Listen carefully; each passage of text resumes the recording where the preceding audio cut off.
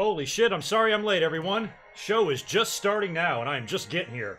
Man, it took me a few minutes to kind of collect myself and get up here. How y'all doing? Happy Monday. Raw literally is kicking off right now. They just did a really nice graphic for Pedro Morales, which was nice. I don't think they did that yesterday. They might have. I missed it. So that's cool. So Raw's about to kick off here. How y'all doing? I meant to come up here like 3 or 4 minutes ago, but I didn't make it. But I'm here now. Yeah, you guys are asking me where I am. Sorry about that. Looking good. All right, we're up and running. Triple H is in the ring. I didn't really look at much of a Raw preview. I see Braun Strowman and Baron Corbin in a tables match. Are you kidding me? Rousey, I think, is facing Ruby again. Yeah, I can feel it. And we have a lot of NXT stars backstage.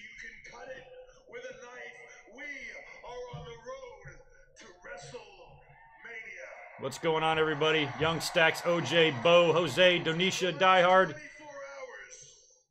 Colin, Darren.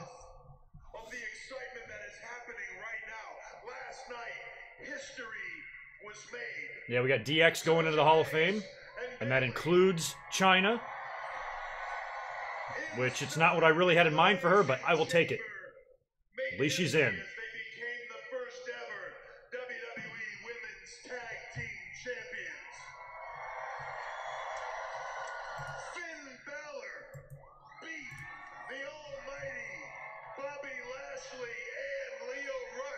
Yeah, new IC champ. To become the new Intercontinental Champion. Screaming Mime, thanks for that super chat. Oh, I'll answer it. Wow, that's an elaborate one. I didn't hear that about Paige. Hold on, let's hear what Triple H is saying first. Oh, did he mention Kofi? Kofi Kingston captured the heart and the imagination of the world when he came this close to becoming the WWE champion last night. They might give him the title shot. And then you never know.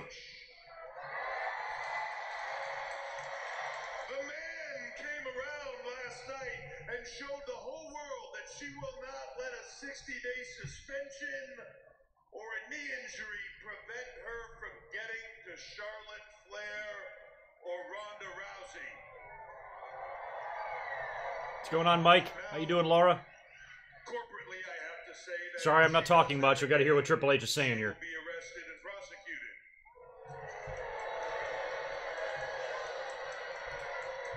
But personally, I have to say it was pretty damn cool. I mean, it was. And speaking of pretty cool, it was released on ESPN this morning.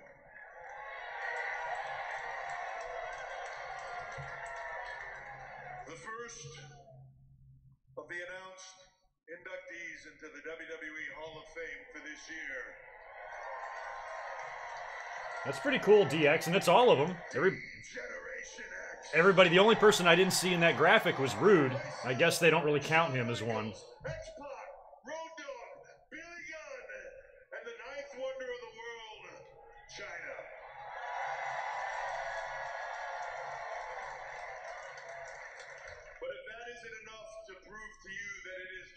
WrestleMania, well, I am about to pour gas on the fire. As a lot of people know, my responsibilities don't end here with Raw and SmackDown. I oversee NXT's. Yeah, we got try that one more time. Ricochet. It's live. There are no screw-ups. War Machine. Who else is backstage? Third global touring brand, NXT.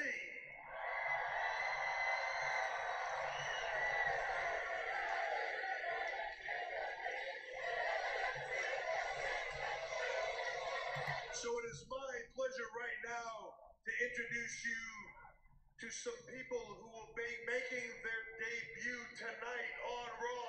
It's a whole bunch of NXT guys, I guess. They will all be in action tonight, and we will be starting with a man that has redefined what aerial combat means and earned the nickname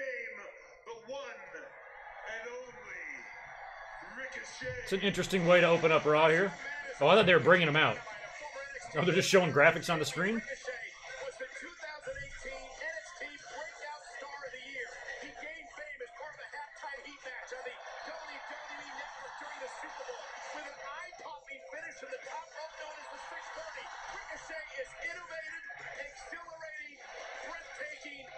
So I missed what Triple H said. Is he announcing him as part of Raw or just on the roster? What the hell is he talking about here?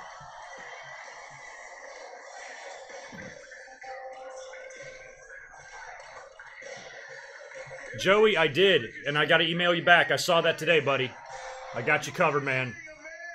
You were on my list to email today. All right, so Triple H is running through all these guys. None of them are coming out, so I don't know what this is about. Oh, yeah, Gargano's backstage.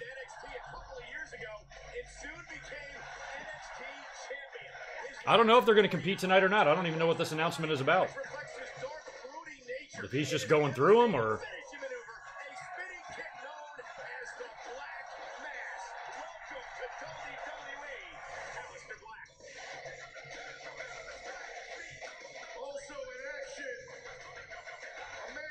Oh, in action. Okay, so all these guys are in action tonight. All right.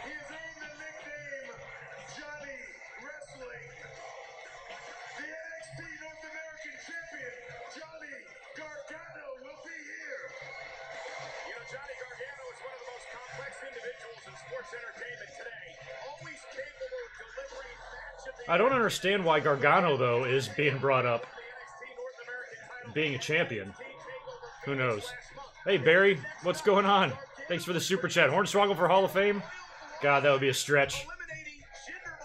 Well, I guess if he goes in, Rick Rude better be a part of DX, too.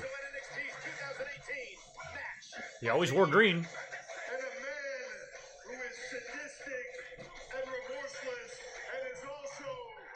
Oh, Ciampa's here, too? What the fuck?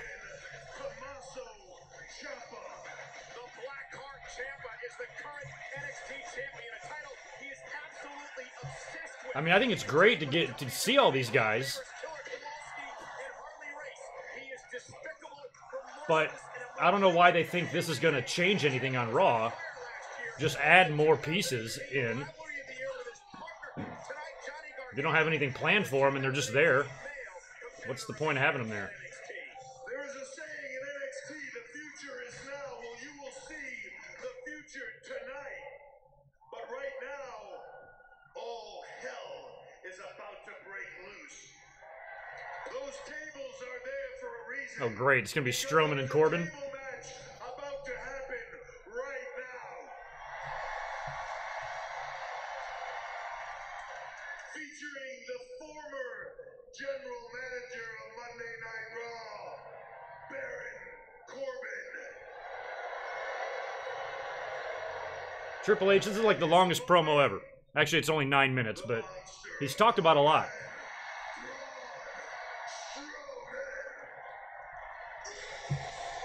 All right, here comes Braun. I know I got some catching up to do. Well, Triple H just announced that Johnny Gargano, Aleister Black, Tommaso Ciampa, and Ricochet are all going to be competing tonight. I'm assuming, from what you guys are telling me, this is just a way to get them more exposure. Okay, fine. I'm certainly not going to complain about that. Raw needs all the help it can get. But still, if they're just up there to have some random matches and then go away, okay. I mean, maybe it's WWE's initiative to try to get these guys more exposed to the casual fan, which I understand. But it seems random, and they're not even part of the 6 talents that were announced to be brought up to begin with. You know, like EC3 and all those guys. So, an invasion angle seems likely. I would say normally no, not a likely. Don't do an invasion angle with NXT, but with WrestleMania coming up, they might want to put together, they might want to showcase some of their top NXT talent on the WrestleMania pay-per-view. That might be something they want to do. Maybe they feel like they've earned it to have a match. So maybe you put together a big 8-man tag, 4 of them and 4 of them, 2 Raw guys, 2 SmackDown guys, and do a big fucking tornado match or something at WrestleMania. I don't know. Just an idea. What were you asking me earlier?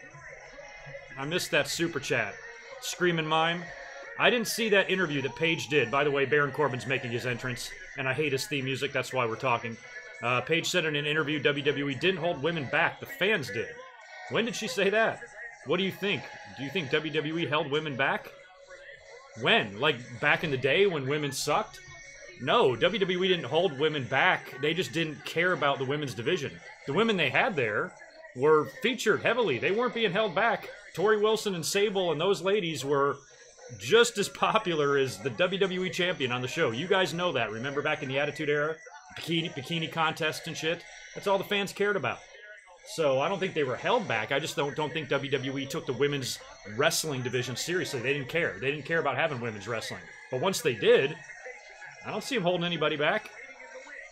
I think the women are better than ever. Paige is dumb. Dumb Paige. What's going on, Brett? Thanks for that super chat. I appreciate it. I didn't do a reaction highlights video. I've been doing that for all the pay-per-views, taking my live stream and then just condensing it. Elimination Chamber, aside from the men's and women's Elimination Chamber matches, was kind of just a throwaway show. Balor winning the IC title was kind of surprising and shit like that, but I just didn't feel like it was worth it, so what I did instead is I cropped out all of the parts where I talked about Corey Graves and Carmella and mashed that up into a little highlight video. So if you want to hear my thoughts on Corey Graves and Carmella and that whole affair, the link is right up in the top right-hand corner there if you want to check that out later tonight. How wheezy? No, dude, thank you for everything, you 4 t-shirt owning motherfucker. Thank you, dude. Hello, Catherine, how are you feeling today? And you got a Pacifico in hand? Jesus, of course you do. I got my Stella in hand, so cheers to you. Sounds like it's going to be a shit show. Thank you to everyone, too. I learned it from you guys about D-Generation X because I was up until about 5 in the morning and I slept my balls off this morning. So I checked my phone at one point. I had a few Twitter things popping up and you guys were letting me know about D-Generation X going into the Hall of Fame. Great. Like I said, I tweeted about it and I said that I would kind of have preferred, if it was up to me, preferred China to go in by herself. But look, I ain't complaining. This is a start and I will definitely take it. And China's now set up to be a 2-time Hall of Famer, but I think this is a nice compromise if WWE really feels uncomfortable about putting China in because of her history or whatever. And same goes with X-Pac. I mentioned X-Pac not long ago in my last 1 or 2 episodes that if he goes in, it might have to be with D-Generation X because X-Pac's got a little bit of a salty past too, and he actually made a sex video with China, and maybe WWE doesn't want to put him in by himself. Even though I think Sean Waltman, 1-2-3 Kid, and X-Pac has done more than enough to be Hall of Fame worthy, you know, he might just have to go in on DX, and that might be it for him. Or at least it for right now until maybe years later. And China is the same way. And I thought that for a long time. If WWE is truly uncomfortable about this, a nice compromise would be put her in with DX. You know, and I'm ready for those China chants at the Hall of Fame. I think it's going to be nice. To finally kind of get her in and solidified. No word, I guess D-Generation X is not the headliner. I suppose they could be if WWE is unable to land The Rock or Undertaker. I'm sure they already know what their Hall of Fame plans are. I'm sure that's already figured out. We just don't know yet. So if it's not Rock or Taker, which I think it had to be one of them, probably going to have to be DX that's going to have to headline this thing. And what happened to the Hart Foundation? Didn't we get some sort of report on that? So maybe they're holding off to announce them. I'm not really sure if that's even official. WWE hasn't announced it, and so far DX is all we've got. Yeah, and Billy Gunn, that's interesting. Another thing I mentioned in my tweet today, remember when Ric Flair went into the Hall of Fame with the 4 Horsemen and WWE sent Christian to make an appearance in TNA? I was wondering if they were going to have to send Christian to All Elite Wrestling to make up for Billy Gunn coming in and doing the Hall of Fame, but All Elite Wrestling, that's not something. I seriously doubt anything even needed to be worked out there. I think All Elite Wrestling is not going to cock-block Billy on that. And it's like, oh, of course, go in the Hall of Fame. They probably gave Billy their blessing. Knowing Cody and those guys. Yeah, the only sad thing about it is that China will not be here to finally have a happy moment in her life, you know. God, Baron Corbin and Braun Strowman. Does anybody care about this? The only thing I care about is those Gatorades underneath the ring. Those look delicious. I want one. The orange ones, too. Those are good. I think Kane is a headliner, too. I absolutely do. And with all of the Undertaker bookings and, you know, him kind of doing other things and off on his own right now, he might not have anything to do with WrestleMania this year. No Hall of Fame, no match, no nothing. Which is just insane.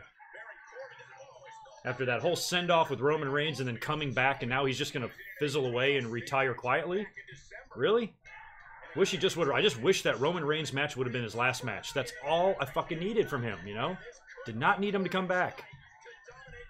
Now he's ruined it. Nathan, what's up, man? Thanks for the super chat, buddy. Supposedly yeah, NXT guys are backstage tonight. Yeah, Triple H in the opening promo announced all of them. Ricochet, Gargano, Ciampa, and Black are all there and all in action tonight. And we're all speculating that that's probably just to get them exposure to the more casual WWE fans that might not watch NXT or might not even be subscribed to the network. This might all be positioning, too, for when SmackDown moves to Fox. Get some of these guys ready for prime time if they have to beef up some of these rosters a little bit, or if the brand extension ends, or they just need to make SmackDown a stronger show in general if it's going over to Fox. They might have to move some big talent over there. Maybe this is the beginning of them finding replacements for that talent. I don't know. Oh yeah, that's right. I forgot Strowman got annihilated last night. He's moving around pretty good. He's got that special healing tape all over him. I think if you get shot by a gun, you just take some of that tape and you just put it on yourself. Good to go. Little Neosporin. That's all you need. Maybe a Z-Pack. Oh, now Corbin's exposing all of that tape.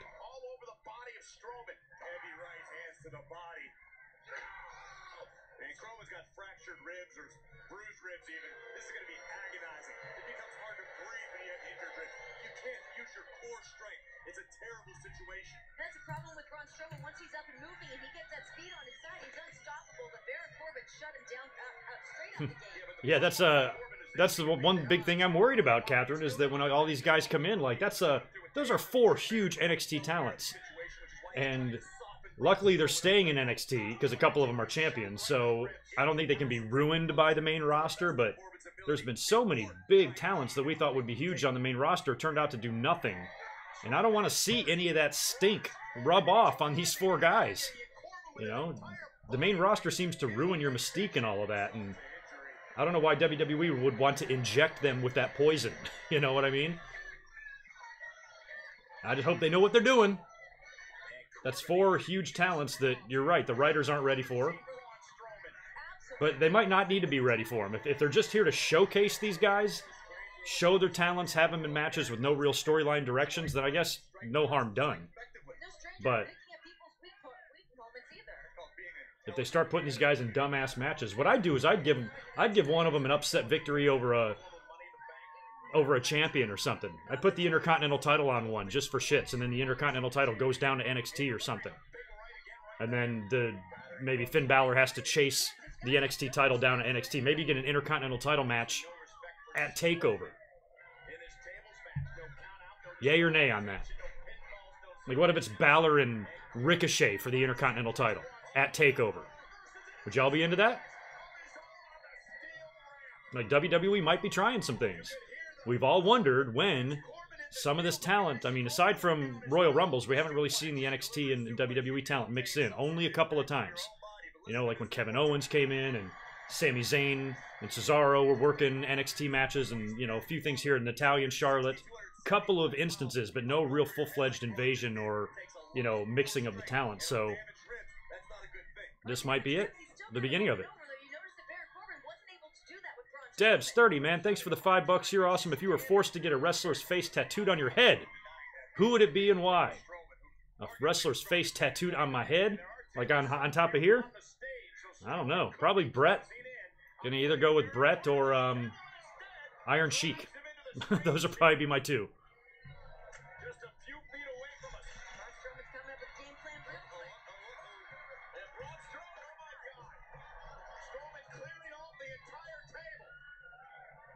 Ooh, Styles versus Ricochet. That would be a good one, too. I'd be into that.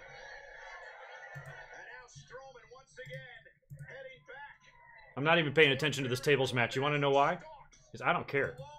I don't care at all. What's Corey up to tonight? How you feeling, pal?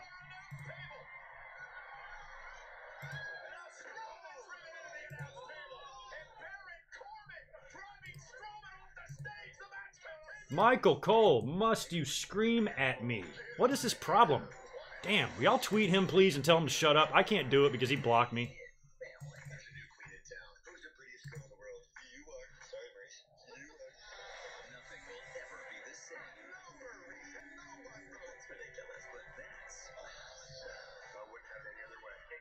Cole is finally going to be off commentary soon. It's in the news.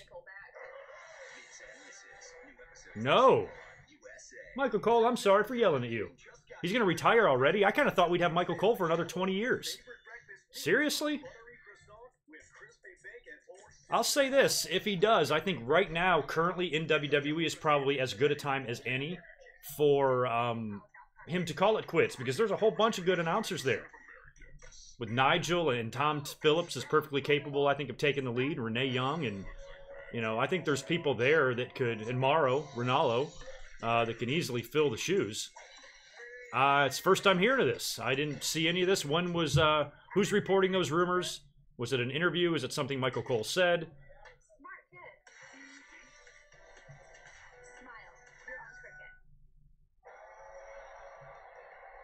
Oh. I'm trying to find news on the Michael Cole, and I'm seeing Corey Graves and his wife have been undergoing a divorce for 6 months. What makes DiGiorno crispy pan pizza different than delivery? Well, if that's the case, that'll definitely alter my opinion. I mean, it's still not great what Corey did, but if they're done and they're on the dunzos, and he's starting to move on before the proceedings are completely finished, I guess that's his decision too. Interesting. Dun dun dun. The plot thickens. Wow. Well, I just feel for the kids, man. Things could be worse, though.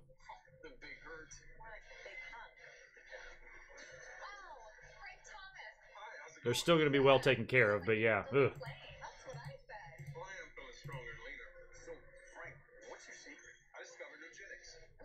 Okay, yeah, see, it's the first time even hearing of any Michael Cole story. In my head, Michael Cole is, like, going to be WWE's Gordon Soley. He's going to be, like, he'll be the new voice of WWE. You know, overtaking Gorilla and Vince and JR.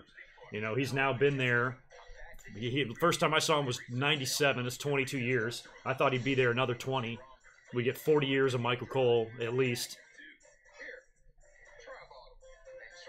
And I give him shit only because he's so annoying and he screams at us. But really, there's been times in my life, especially years ago, when I defended Michael Cole.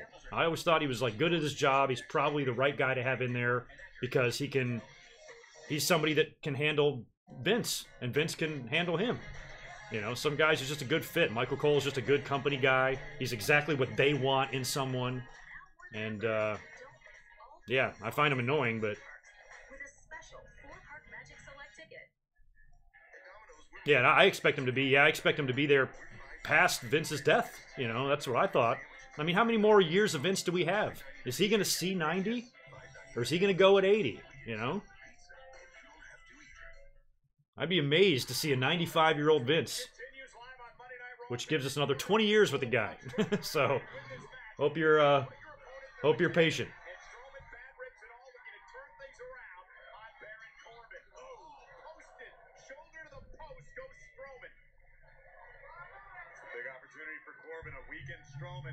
Yeah, the divorce changes everything, but I mean, if they're still living together as husband and wife, I don't know, but if they're actually undergoing a divorce, you know, you're probably going to move on, you know?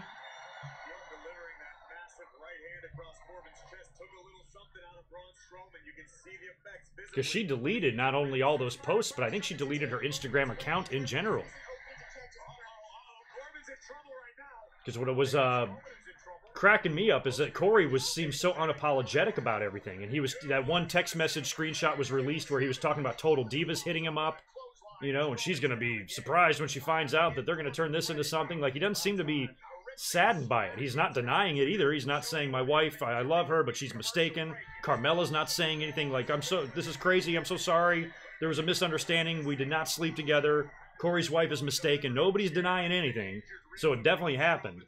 But the divorce kind of changes everything. Wait, you guys want to give all this credit to Baron Corbin? I mean, he needed Bobby Lashley and Drew McIntyre to do any amount of damage. Yeah, and if he's already been moved out, then, yeah, Corey sounds like he's just moving on. Tonight, without those other two, there's no way Baron Corbin would have been in this situation. And I get that point. It's Corbin again with a right hand right to the injured ribs of Strowman. And that has been the strategy of Corbin tonight. Yeah, Michael Cole, really, the reason he's annoying is only because it's a product of what WWE is. Any other lead announcer in his place is going to be doing and saying the same shit that he does. They're going to hammer stuff into our heads. They're going to be extremely kind of like formulaic with their commentary style. You're just always hearing the same buzzwords, and they recap everything in the same sort of way. They just structure everything the same way. You can tell, you know when a commercial break is coming 10 seconds before it does. Look at that, the announce table's busted. Y'all got 2.5 hours left of the show, and you got a busted announce table.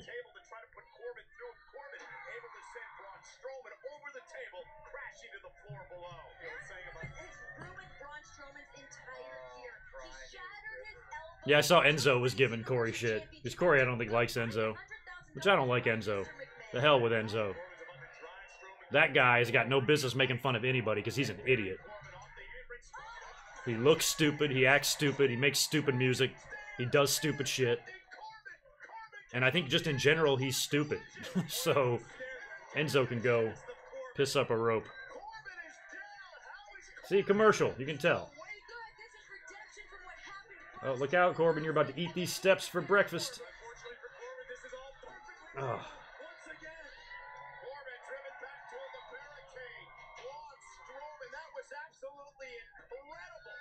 I mean, we're going to go through this whole match only to see McIntyre and Lashley, right?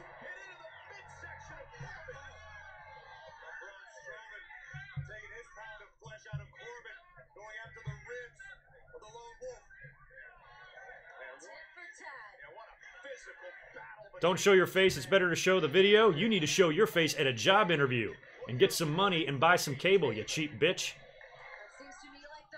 You're getting my face. None of the people in here, the 354 people in here watching, don't seem to mind. Only you, Nishan. Just you. You damn weirdo.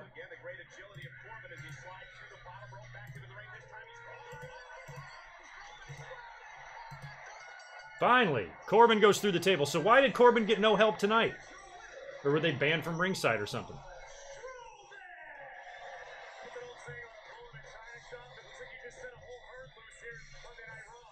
Yeah, I know. Carmella used to date Big Cass. Man, you talk about going from one douche to another.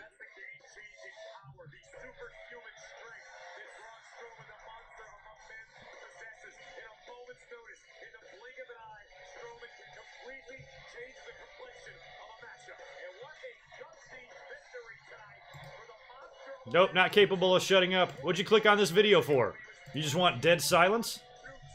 Or do you just want to be cheap and try to listen to the show because you don't have a TV because you live in a ditch with your cousin?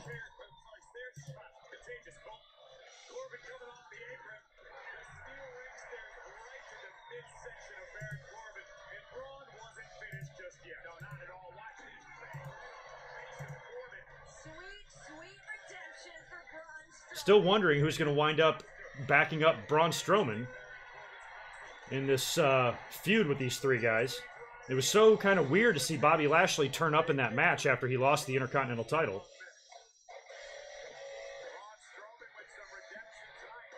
It's funny, Braun Strowman's holding himself right there because I have a bruise right now in that same exact spot, and when he's holding it, it actually hurts. Wow. Whoa. That's what we're getting? Gargano and Ciampa against the Revival? Holy shit. That's a whole lot of championship belts in one match there. Why was Ruby getting another shot? She lost in like 4 seconds.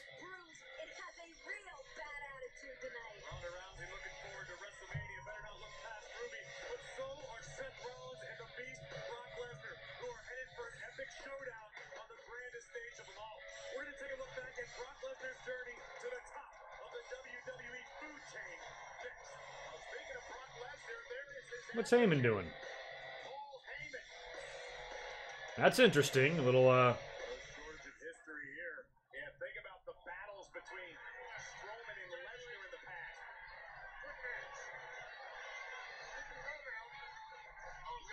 oh God. Paul Heyman is the best. Paul Heyman. Oh God. He is so awesome.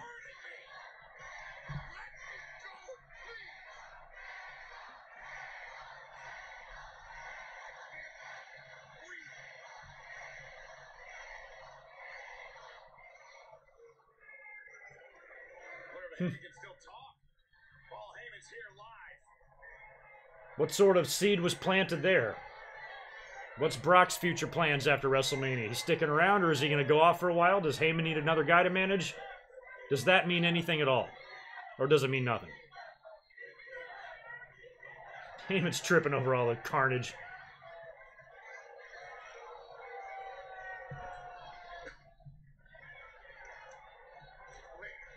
Heyman does look like Penguin. Heyman's better looking than Danny DeVito, though. Albert, we were asking about that earlier. I really don't know. We heard about the Hart Foundation, but nothing's been confirmed on WWE's end. Oh, you're okay, Heyman. Oh, now we're going to go to commercial? Give me a minute. Braun Strowman just choked me. Man, I'm kind of interested for that match. That tag team match. That'd be cool if that was the main event.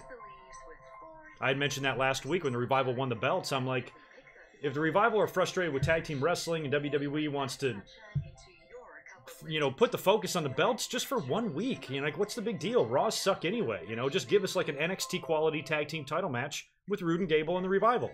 Put that in the main event. Started at half past the hour, so you get a good, nice 30-minute long match, very NXT-like, and put the belts on the Revival, and they close out Raw celebrating, and we were like almost there. But the main event went to Becky Lynch and all that, and her apology and all that garbage last week. So maybe they can give us that match in the main event tonight. Probably not, but I'd be into it. And yes, One Night in China is also being inducted in the Hall of Fame. They're going to play it on the live screen before DX's introductions, because why wouldn't you? I mean, if your kids have never seen One Night in China, sit them down one night. You know, sit down together as a family. You know, pop some popcorn, maybe make some cider. You know, just sit down like on the floor and watch One Night in China together. And then listen to your kids afterwards and see if they ask questions about it, and you can explain to them what they saw. And tape it and put it on YouTube.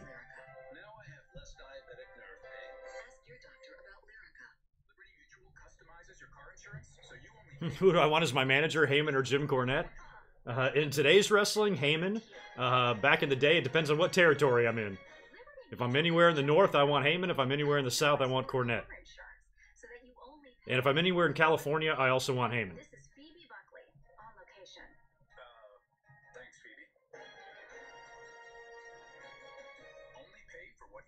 Dazay DX has already been announced. Triple H mentioned it in the opening promo, so that's a done deal. Very happy about that. Very happy for China. It's good enough for me. At least she's in. It sounds like a very nice evening. Yes, a very nice, peaceful evening, you know, with your family. Family stuff, you know.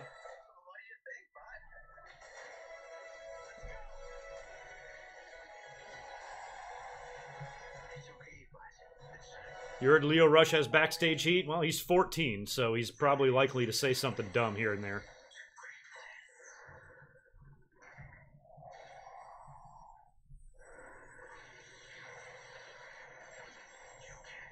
Make sure you, by the way, you smash that like button. We got over 300 people in the chat right now. That's pretty cool.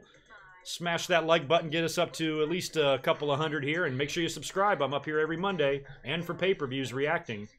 This whole past week has just been all me. Every single video I did this week was like an on-camera video, which is rare. So this week, we will be going back to a normal podcast episode. I'm going to recap Elimination Chamber from last night, tonight's Raw, tomorrow's SmackDown, and I'm going to try to have that up Thursday. That's my plan. If for any reason it's not up Thursday, it'll just be up Thursday night, at the latest.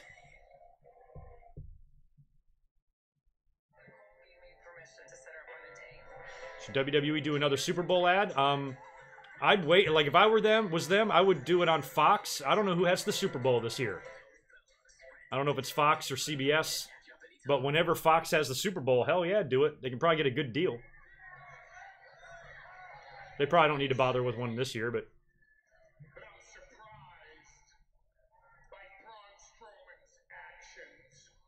It might be Fox next year. I don't even remember who had it this year. CBS, maybe.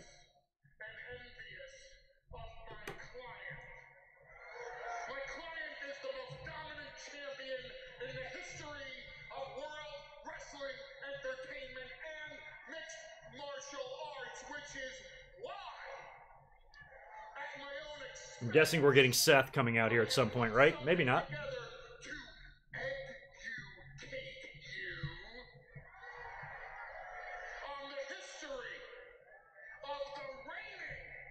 Thank you for punching that, Snoop Dogg, Soup Dog. Appreciate it.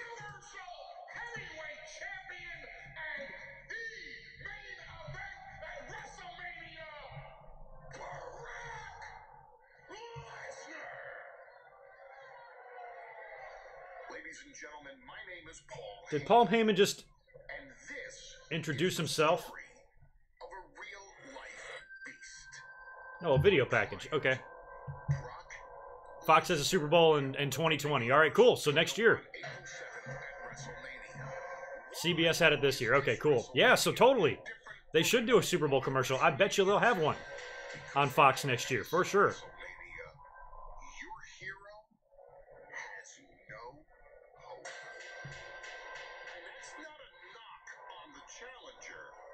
That's a credit to the champion, the beast, Brock Lesnar, who learned as a small child. I think you got to have Seth go over at Mania and have the celebration with Roman, don't you think? With his hands, just to put food on the table. The harsh conditions on that farm honed Brock Lesnar's killer instincts. And he used those killer instincts. Oh yeah, we could get Becky and Ronda and Charlotte closing the show again. So that means we're going to get Ronda and Ruby in the main event? The best collegiate wrestler in the entire country. As the NCAA champion, Brock Lesnar did not seek out WWE. WWE recruited Brock Lesnar. And within 6 months of his debut, Brock Lesnar smashed the biggest box office attraction of that era, Dwayne Johnson, The Rock himself, to become... So I guess they're just doing a hype package for Brock or for Lesnar here, but nothing for Seth. After they're done showing this, are we going to get Seth out to the ring and then some jibber jabber and that's it? I know Brock is booked for some Raws, but I haven't caught the dates on those, so I don't know which Raws we can expect him on.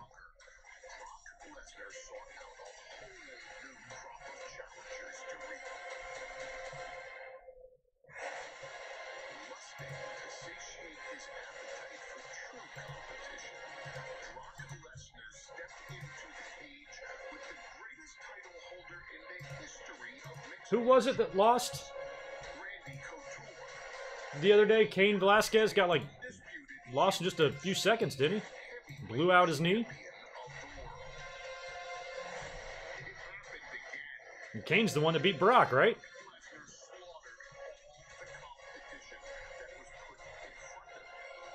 There needs to be something on a pole match soon. There does. When was the last time we had anything on a pole? We can throw something up there. What's Judy Bagwell doing these days? Hang her ass up there. Hopefully she hasn't passed away. That sounded horrible if she did.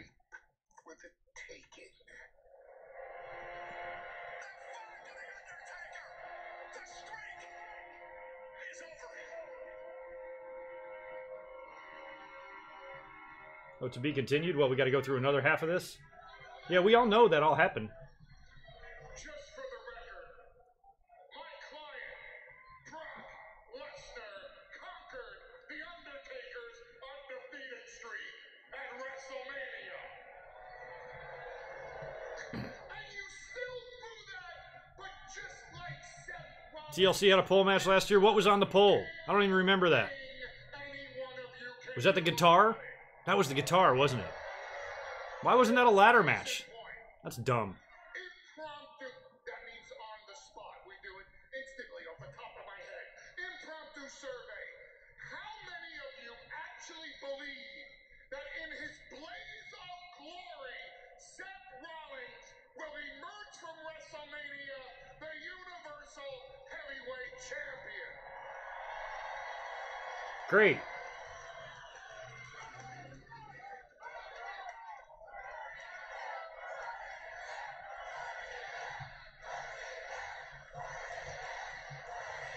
Viagra on a pole, they did that. They haven't done Blue Chew on a pole, though. There's not enough fire in Seth Rollins' soul to burn down Suplex.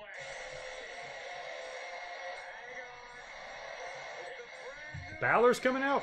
All right. Continental champion and a man who took the beast to the limit back in the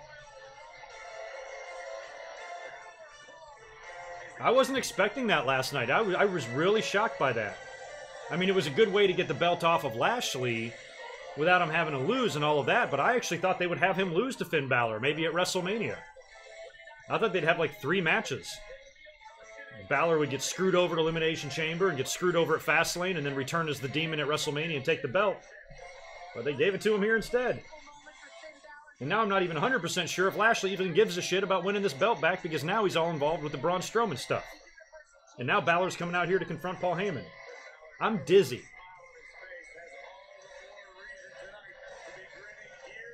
I like my idea, though, if they want to mingle in or mix in some NXT talent here, is maybe have an NXT guy snatch the IC belt, take it to NXT with him, and then you have some Intercontinental title matches in NXT or on TakeOver, maybe like WrestleMania weekend.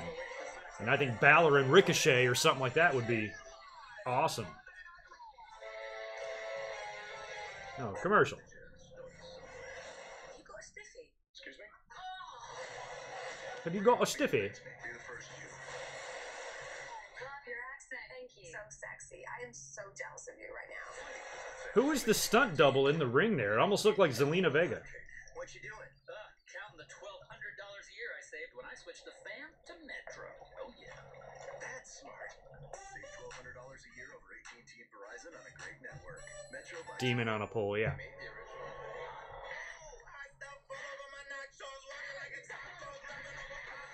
Yeah, I know. With Lashley's run was short. That's why I thought he would hold on to the belt until WrestleMania. Him and Leo can do something shady at Elimination Chamber and retain the belt. They give Finn a rematch at Fastlane. They do something shady again. And then we get the big match, the big blow-off at WrestleMania, and the Demon comes out. I thought, oh, that would be great. And that's when you give Balor the title, and it gives Lashley at least a little bit of a run that's longer than a month.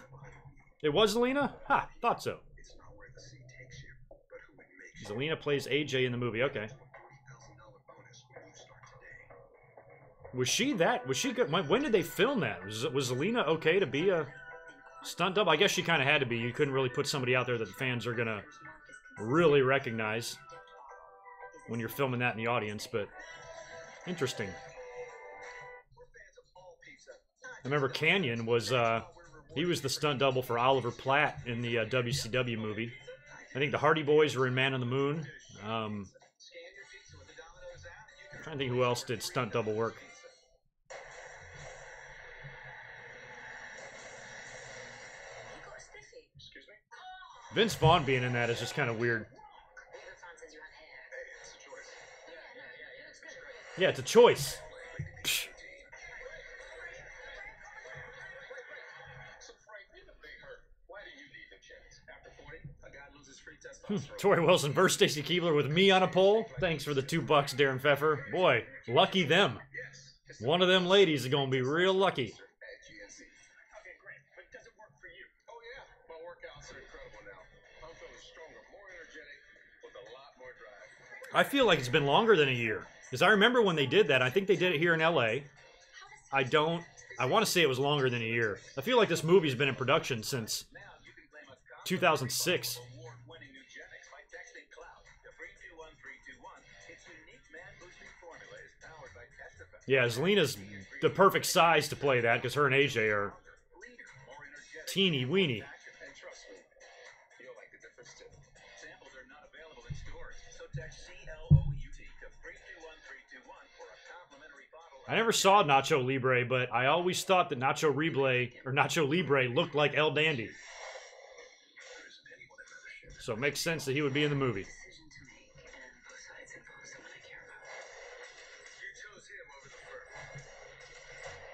2017? I was thinking it was more like 16.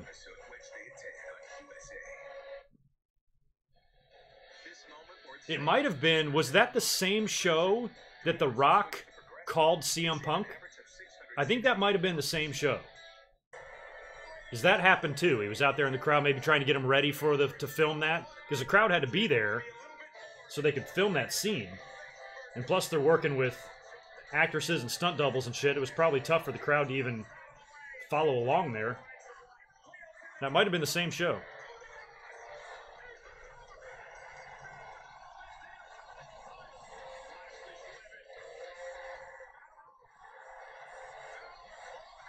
Never doubt El Dandy. I'll never forget Bret Hart cutting a promo in WCW where he's hugely putting over El Dandy.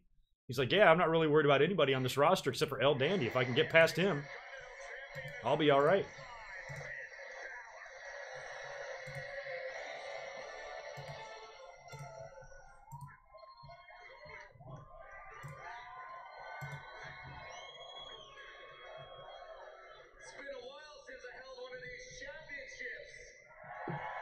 Yeah, that's his first gold in WWE, isn't it?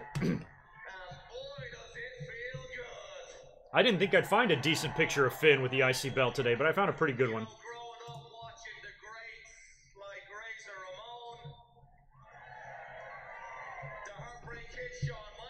Yeah, that's right. Be Cool. They were both in Be Cool.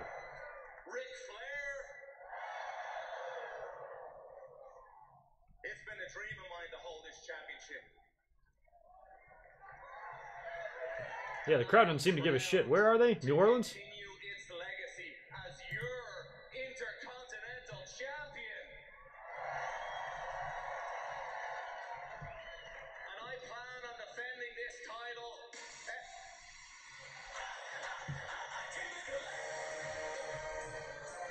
Who's coming to collect? Whose theme music is this? Oh, Leo Rush. What's up, young fella? Do your parents know you're here? Can I see a picture of your mom?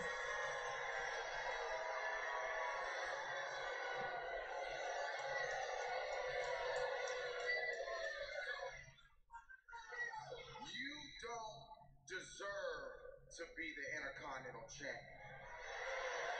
He doesn't?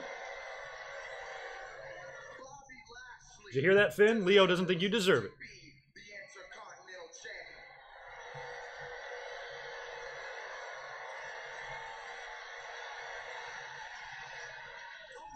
Oh, there's Lashley from behind. Lashley attacking. Okay, so Lashley does care about winning his belt back. Rush had made up last night. Leo Rush was pinned by Finn Balor. Lashley losing his championship without being involved in the decision in that 2-on-1 handicap match. Don't forget Bobby Lashley also involved in the all-out assault on Braun Strowman.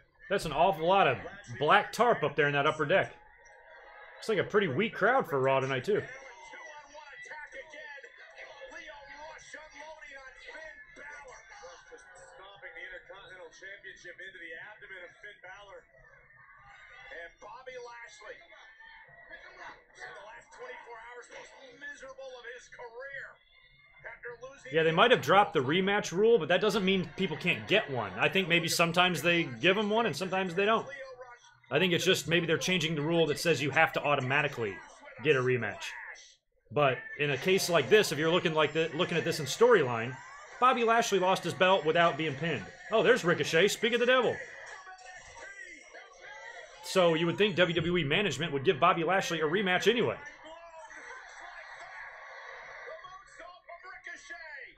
Are we going to get a tag here after this? Where's Teddy Long? That's the match I want to see. I want to see Finn Balor versus Ricochet for the Intercontinental title at TakeOver. At TakeOver, where the hell are they? TakeOver New York. Or TakeOver Brooklyn.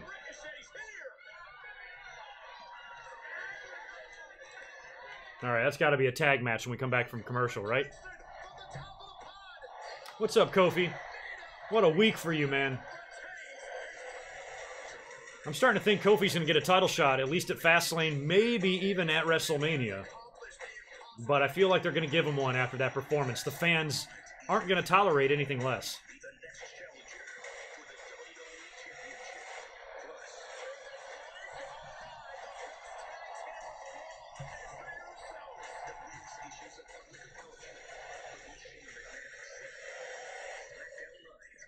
All right, we're getting Miz's public apology to Shane McMahon.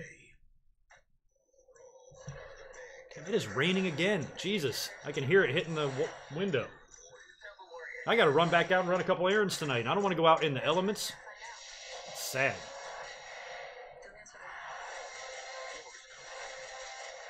I'm going to be all chilly.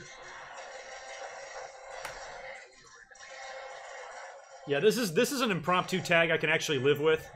Get a Leo and Lashley against Balor and Ricochet. I think that would be great. New Day does not need to break up. No, not necessarily for this. Not for Kofi getting this push. They don't have to. Although, I love the New Day. I think they can be together forever. The guy I want to see break out is Big E because I literally am in love with him. I would marry Big E. He's just my favorite guy on the roster. I think everything he does cracks me the fuck up. But if they wanted to break up the New Day and have them cost Kofi, have Xavier and Big E cost Kofi in his title match, and they both turn heel on him and beat the crap out of him, maybe you'd do that. But I agree that they don't necessarily have to break up for this particular angle with Kofi Kingston. Just let his teammates support him. Nothing wrong with that.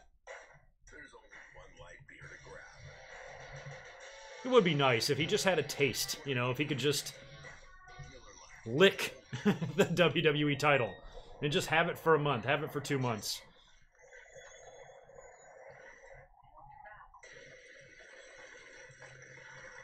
Nothing. What you doing? Breakfast wants you back. Try Just Crack an Egg, packed with diced potatoes, veggies, meat, and cheese. Just add a fresh egg for a hot scramble. Yeah, Kevin Owens, we know we're going to get him back prior to WrestleMania. He says he's a month out, so he'll be back in plenty of time for WrestleMania, so they have to have a plan for him. Drew McIntyre versus Aleister Black. Did we get that in NXT?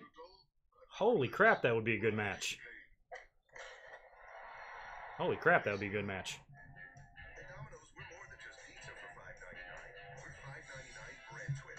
Yeah, exactly. And I was kind of calling for Harper to make an appearance last night in the Elimination Chamber to help out Daniel Bryan so he can form his three-man group.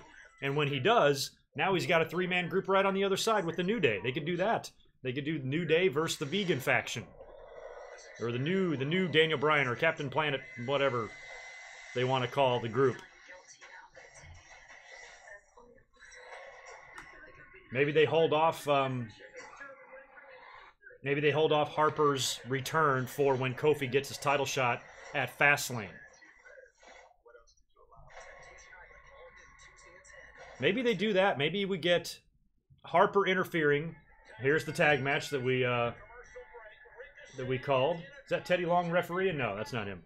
But maybe we get Harper interfering, helping out Daniel Bryan to defeat Kofi Kingston in a title match, let's say at Fastlane. Now you got the three-man group with Daniel Bryan, and you got the New Day on the other side. Maybe you make a six-man at WrestleMania, but you put Daniel Bryan's title on the line. We've seen that scenario happen before, where champions have had to put their titles on the line in tag team matches. That would be a big six-man match. It would be a big match for six guys. You can kill a lot of birds with one stone there, giving the New Day a high-profile match and putting the title line on the line at the same time. And now everybody's got a shot at Daniel Bryan's title. Just a thought.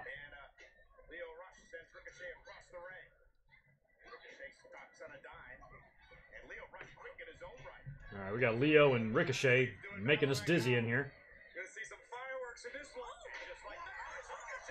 They look a lot alike. They got similar... They got short hair, a bunch of tattoos, and very similar wrestling gear.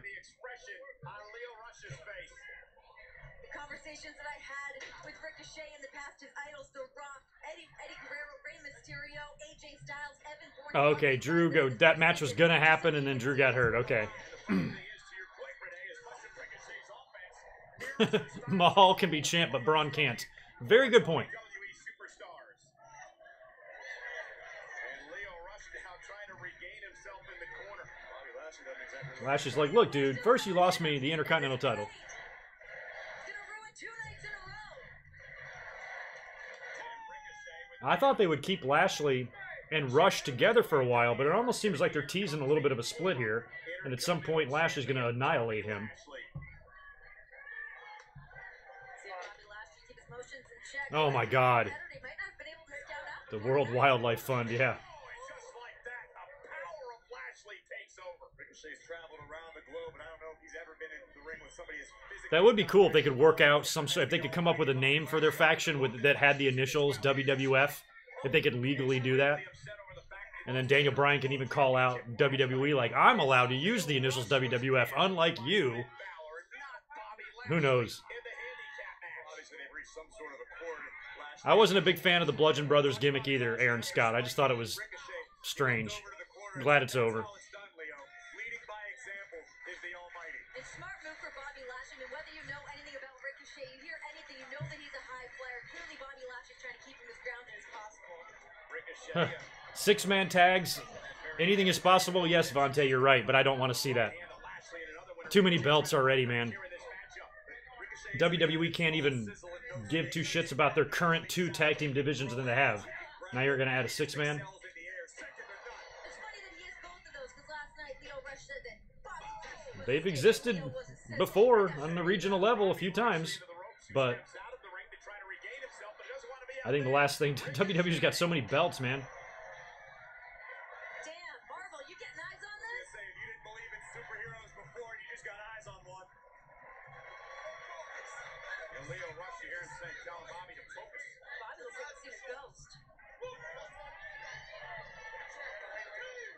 Doesn't quite know what to make of Ricochet. Man who made his name. Oh yeah, I saw the Ricochet Ospreay match. I commented on that whenever it happened. It was crazy. It was extremely over the top, but still very entertaining. I really wasn't interested in like debating if I thought it was a good style of wrestling match. Some traditionalists like Jim Cornette actually absolutely hated it because it's flippy shit. And I agree it was.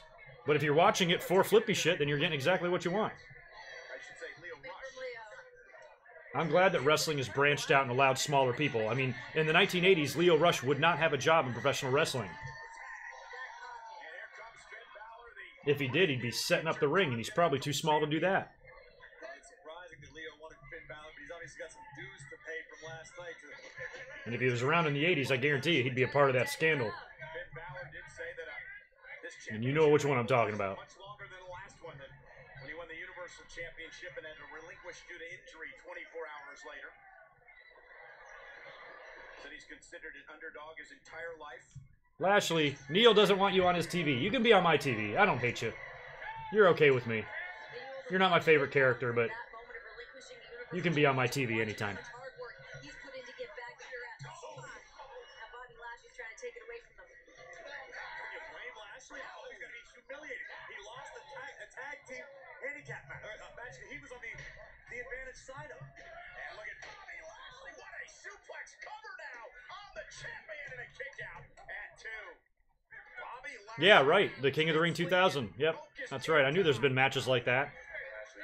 Massive biceps and forearms. Just squeeze every bit of energy out of Finn Balor. I know Sean put his, or Diesel put his title up in one of those matches in Your House one time when him and Sean won the tags. There's been a few examples of that. Well, Peter, I wasn't going to go there, so you did it for us. I was hoping everybody just knew what I was talking about. Gold around his waist, telling everyone that he was the best, and now he no longer has it. Let's just take a second to appreciate the massive size of Lashley's arm once again. And the guy is a Greek god. Relax, world champion love.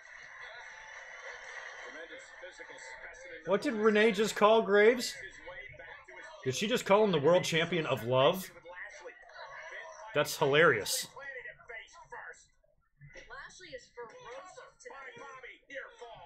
Renee, you savage little devil. This is the most dangerous version of Bobby Lashley we've seen. You're right, Renee. All right, good news, guys. We're 1 hour in to Monday Night Raw. We're a third of the way there. Y'all dead yet? Somehow 300 of you are still in here watching. Y'all help me get them likes up if you can. Smash that like button. Let's get up to 200. That's our next goal. Make sure you subscribe too. Been taking in a lot of subscribers in the last couple of days, and we got 26,000 and then 30,000 on the horizon. Yeah, I got a good amount in here tonight so far too, so stick around. And I'll have a big podcast up this week, and we'll start getting back to normal.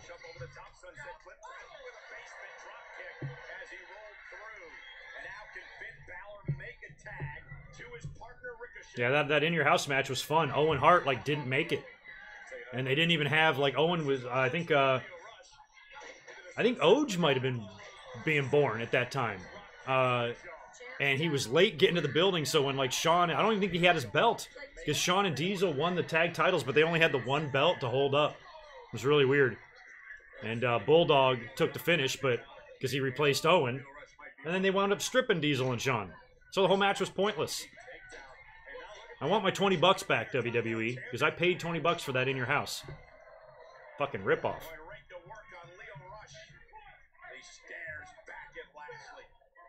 They had developed quite the rivalry over the past number of months. Thunderous knife-edge chop from Balor. With a smile on Finn's face, he's enjoying every second of this. As he should be. I mean, he won the Intercontinental Championship for the very first time. I don't know what Dean's up to tonight. I'm sure he'll continue his shit with EC3.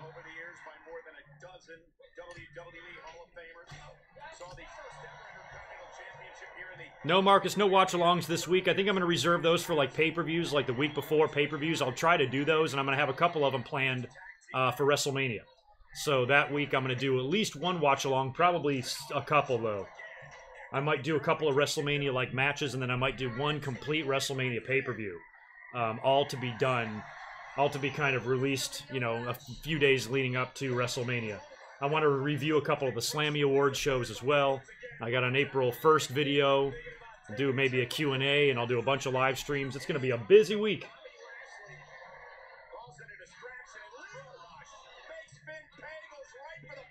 Leo just took out Finn's knee.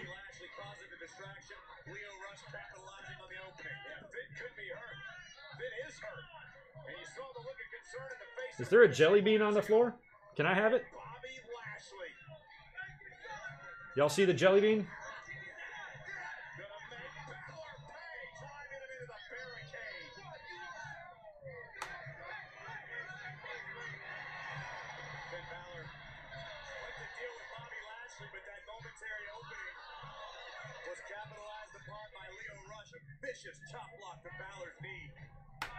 Man, that rain is coming down. Damn. Putting on an absolute clinic. Menacing look at Ricochet. Kick out by Balor. Just the very existence of a person the size of Bobby Lashley is intimidating. I mean, Cole, you ever stood beside Bobby Lashley? They better not do one more commercial break before they end this match. They need to wrap it up now. It is like shocking to see in person. Wider than most doorways. Cats are leaving me alone. I don't see The scariest part is that either one of them. I've been feeding, my new thing lately is I've been feeding them right before I go live. And I'll take the food in the other room and put it in there so they're not fucking around behind me. And then, they've been leaving me alone. Bub was around last night. He was showing up, getting in my way. Trying to check the weather here. I want to see how long this rain is scheduled for. I guess it's supposed to stop.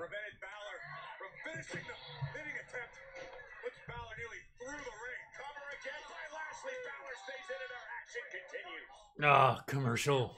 I'm like, you're like too late, or like spoke too soon. I'm like, what do you mean? God, another commercial break? And I talked about this when I did my one of my recent Raw reviews on my channel from like 1998, and I was going back and watching the shows, and one thing I loved about them is that the way they were structured out. It was segment or match followed by commercial. Segment or match followed by commercial. It was very rare to see commercial breaks in the middle of matches. Now we see them twice in matches. Did you know I was talking about you? I knew the cats were going to come out as soon as I mentioned them. But, like, damn, it's just like you lose interest. Like, I don't give a shit about this tag team title or this tag team match anymore. We don't need 2 commercial breaks. Match could have been over by now. Could have shaved 6 minutes off this match and 4 off another one and just have a 2-hour damn Raw. Yes, I will melt. I don't want to go out in that. I think rain is like my least favorite thing. I hate it. I've always hated rain. It drove me so crazy when I lived on the East Coast. I mean, we'd have weeks there, like I lived on the beach in North Carolina. I remember one time it just rained for 3 weeks. Just every day. And I'm just like, this is fucking miserable. Get me the hell out of here.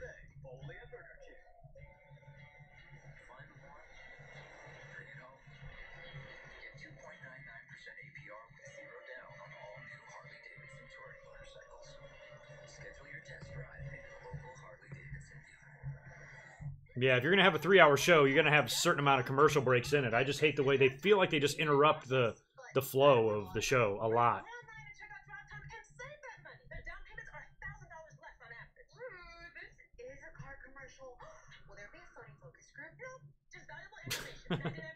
That's funny. Rain makes you feel vulnerable and sad. Rain in the morning does. I get a vulnerable and sad feeling in the morning. I hate mornings.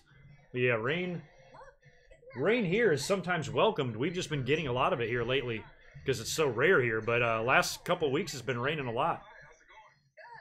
Now I don't mind the rain because it gives me a reason to like not do anything. If it's like a rainy day, I'm like, oh good, I'll just stay in. But every other day here is like sunny and beautiful. You feel like a piece of shit if you don't get out in the outdoors and fresh air. But when I lived on the East Coast, North Carolina was great. The beaches were awesome. The summers were great. Loved it there. But it did rain quite often. And then in the fall or the winter time, it would never really snow. So then you'd get cold rain. And that would go on, like I said, for like 3 straight weeks one time. And I'm like, the hell with this. No one should have to live like this.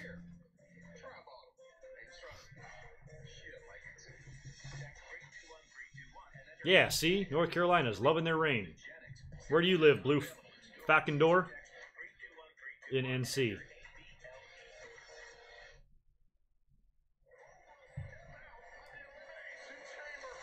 Well, tomorrow should be interesting on SmackDown because of what Kofi did. I'm curious what they're going to do with Daniel Bryan at Fastlane. He's going to have to defend the belt because we know Brock ain't. That was The Rock.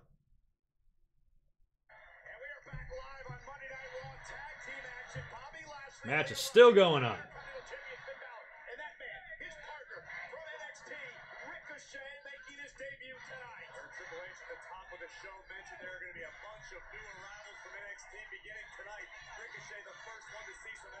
Still crazy that they've got these guys coming in. I mean, they're trying to spice up the show. Obviously, the fans are bored with it. The fans have been voicing their disapproval. Ratings are down. I just don't know if like adding Ricochet and Ciampa and Gargano is really gonna. It might be a temporary fix, you know, get the fans interested. Oh, hey, look at this, new matches. But in the end, what's it really gonna do?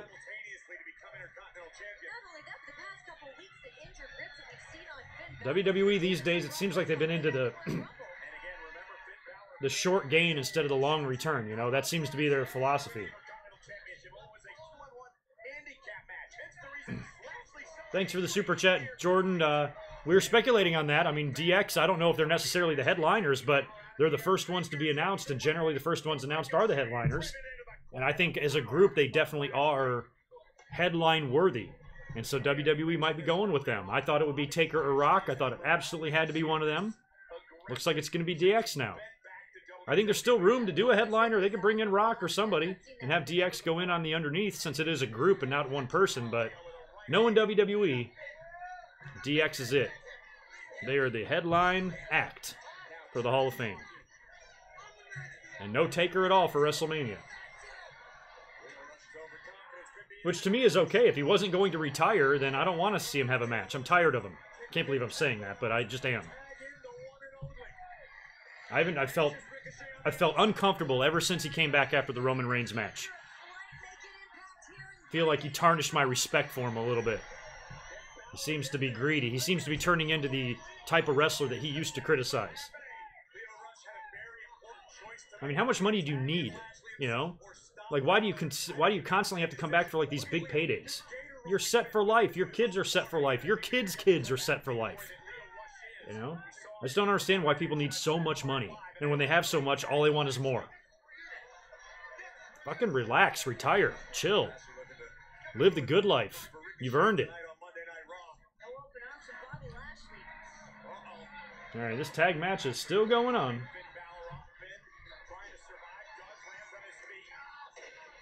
I mean, you got to give Balor and Ricochet the win here, right? They're not going to bring in Ricochet, have him lose?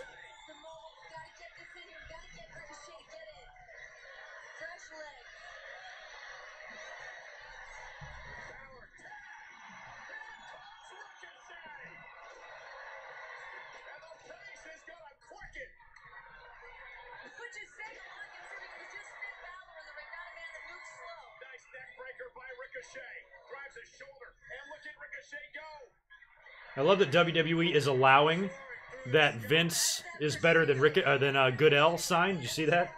It's been on camera a lot.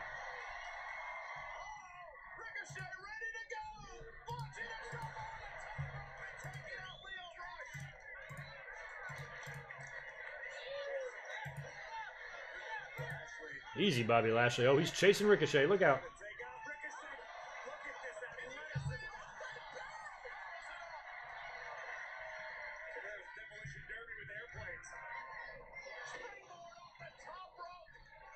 All right, here goes Ricochet. He's going up top.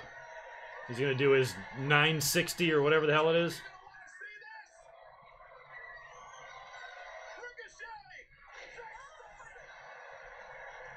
Renee almost lost it. Yeah, if you're going to bring out these NXT talents and somebody like Ricochet to showcase them on Raw, of course they're going to hit he's going to hit his finish. That little kid with the Universal title replica belt was bigger than he was.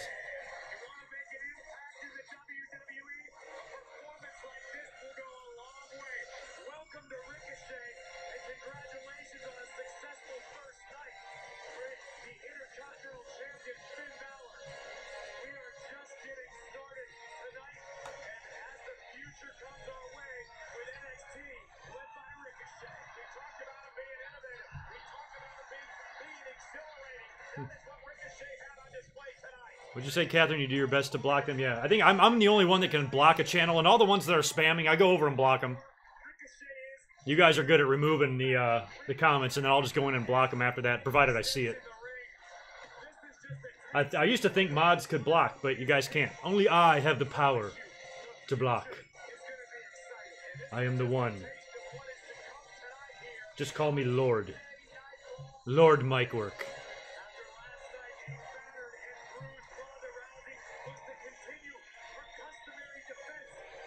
Your 2-month-old cousin is enthralled by Raw? That's good.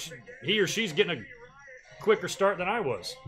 I think I was like over a year old when I finally started seeing wrestling. I think I was like 2.5. Little GoodMicWork in diapers.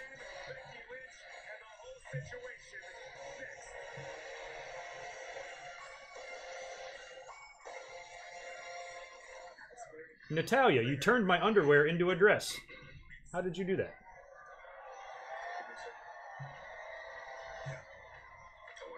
There's McIntyre. Give him Aleister Black. I want to see that match. I couldn't help but notice you rolling out the red carpet for all these NXT superstars.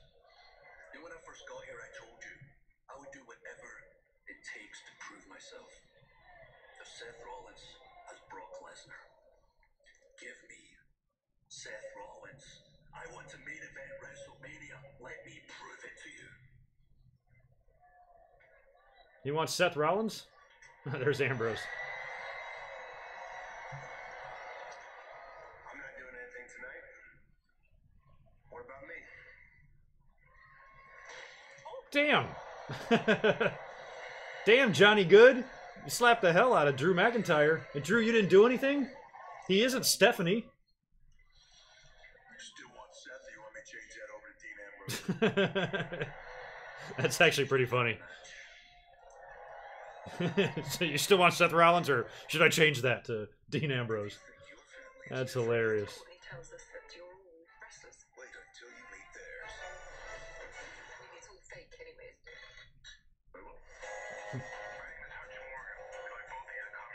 Yeah, he was practicing. He was watching some Stephanie McMahon film footage on them snaps, on them slaps.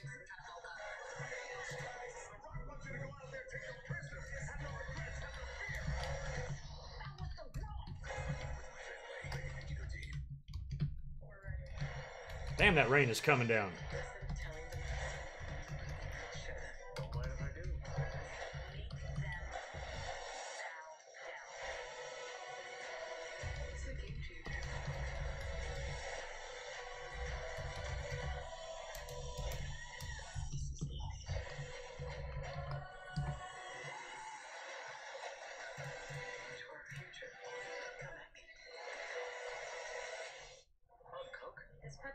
Oh man, Ricochet. I don't want to see Ricochet go to 205 Live. I think Ricochet is above 205 Live. I do.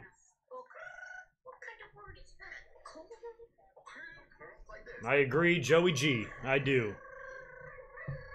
This commercial's annoying. Why does we have to trade one annoying commercial for another? Every time one goes away, there's a new one. Who are you, Pepsi person? I don't like you. Are you cardio? Is that cardio? Yes, Ronda is here tonight. Vontae, she's taking on Ruby Riott in a rematch. Might be the main event. I'm kind of hoping it goes to the tag match, but...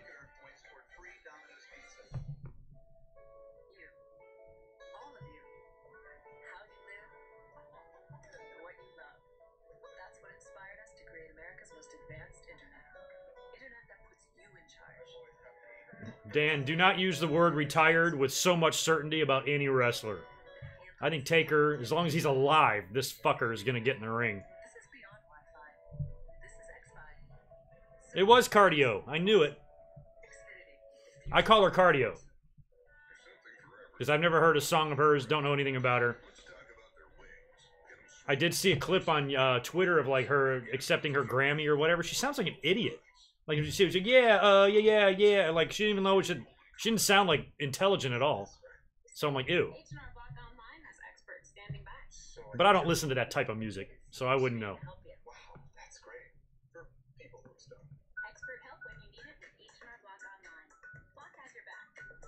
I hate Pepsi. I like Coke.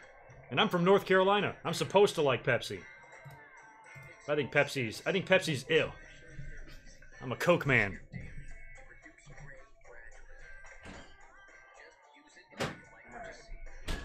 Still got a couple of Stellas left over from last night's live stream, so I'm drinking those until they run out.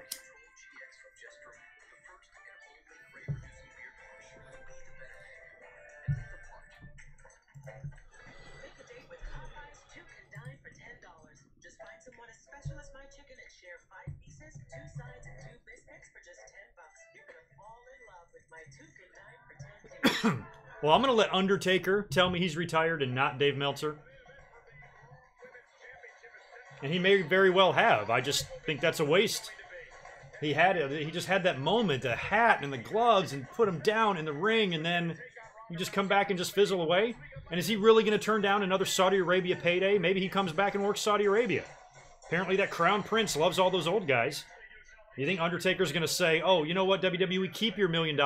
Meltzer said I was retired, so I can't wrestle. Of course he's going to wrestle. But Becky, I think you think you're bigger than WWE. You've got an attitude, you got a bad attitude. You're not the man. I'm the man. Vince, you're an asshole. Becky, you're suspended for 60 days. Let's see, that suspension runs out 5 days after this WrestleMania. We need someone that takes your place, someone with charisma, someone with charm, someone who knows their lane and they stay in it. We need someone. Well, since they're showing this replay from last week, are we going to get the Ruby and Ronda match now?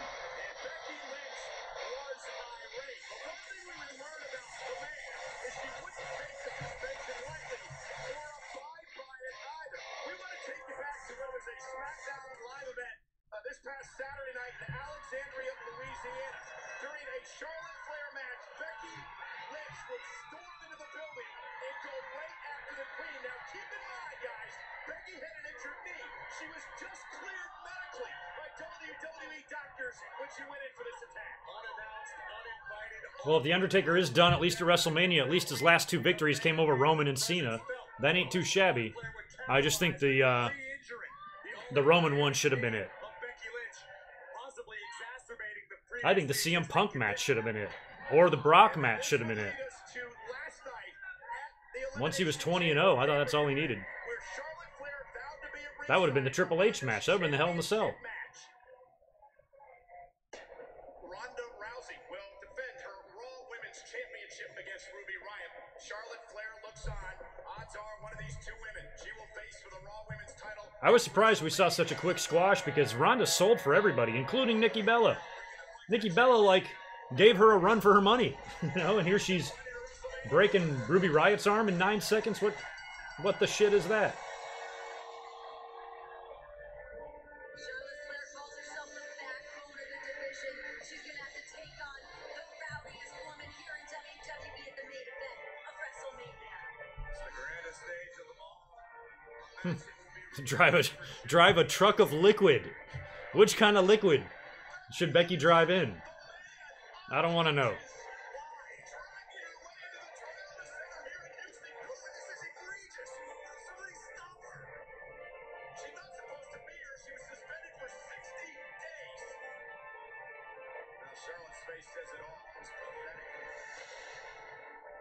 Yeah, I know Taker lost to Roman. I think he should have... Oh, that shit. That's right. Did I say he beat Roman? Whoops. I think I'm just so used to him winning. Well, his last match was against Cena and he wins. Fine, but it didn't feel like a last match, you know what I mean? None of that felt like it. The match with Roman felt like the end for him.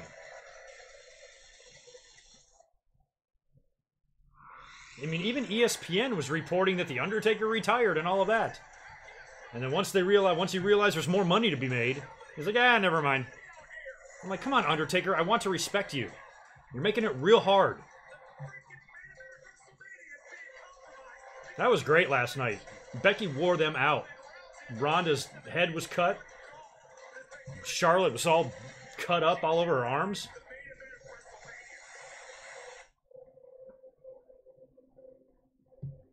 I mean, so far, WWE's attempt to keep the booze and the heat off of Ronda is so far working. They're making Vince the bad guy, making Charlotte the bad guy. You can't say this is a stupid move. It's actually a pretty smart one.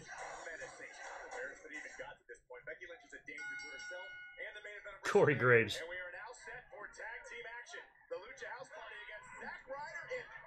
All right, the Major Brothers are back together.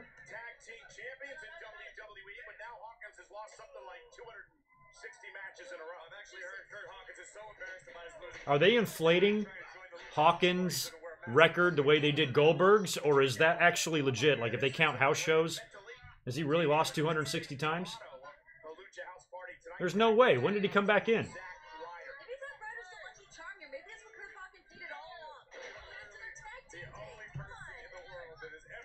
Hawkins and Ryder were tag champs when you were 9? Damn. I don't even remember what year that was they were tag champs. I was in my 30s.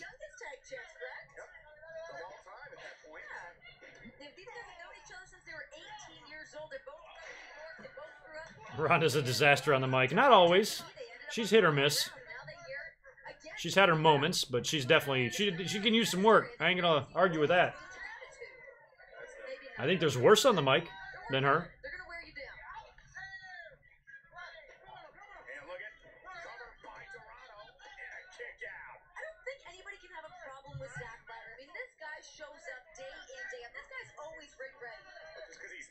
I hate the Lucha House Party.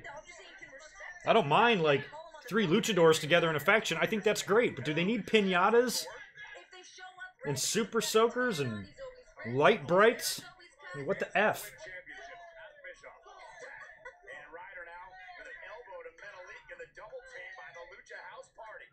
Like, they're not a damn circus act. Like, what the fuck?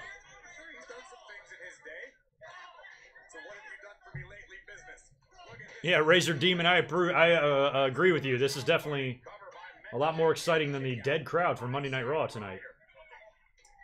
What is the crowd doing?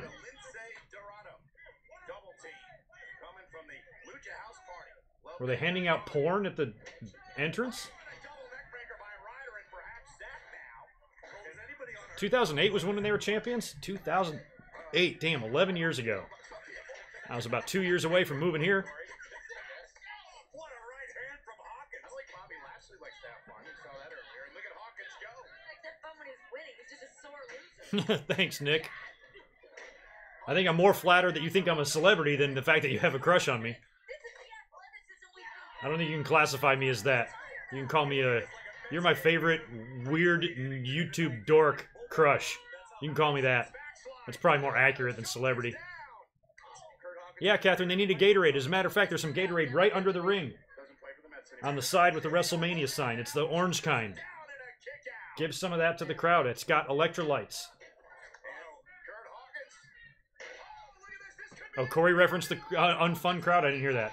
The losing streak was over right there. Red League saving the matchup for his team.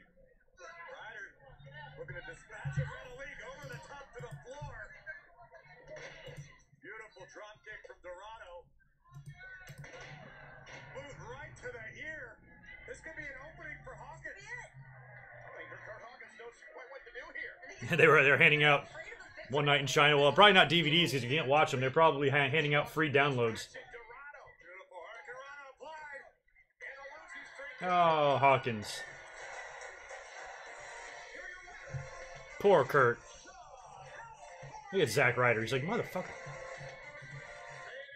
Remember when we didn't suck? No, not really. I actually don't.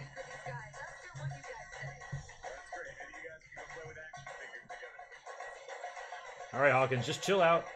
Have a Gatorade. Yeah, I don't know why we needed this match, but at least it's furthering whatever the hell they're doing with Hawkins and Ryder here. If this all turns out to be for nothing.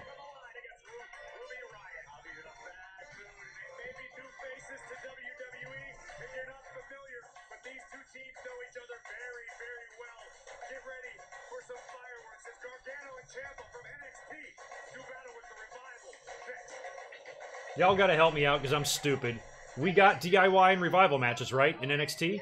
Those existed?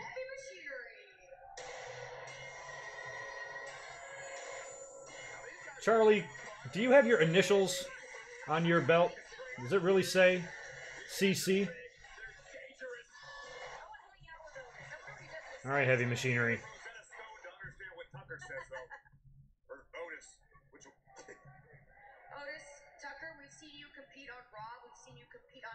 You are a very impressive team, so doesn't look like they changed their Twitter handles yet. We're blue collar solid, Charlie.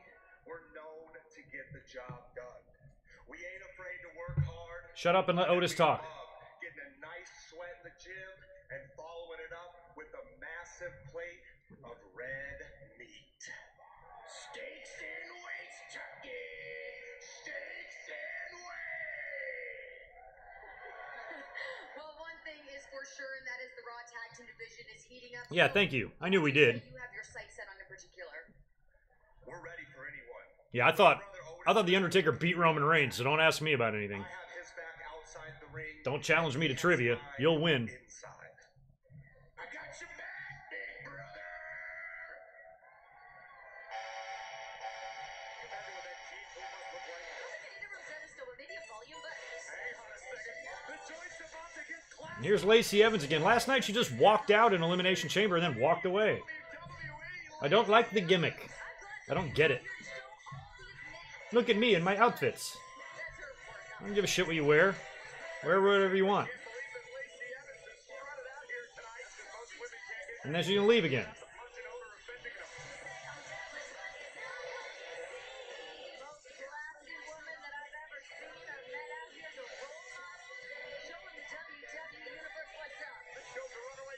Like when you get to the building that day, when you go talk to whoever, so what do you want to do tonight? You want to walk out there and then walk back? Yeah. Okay, good.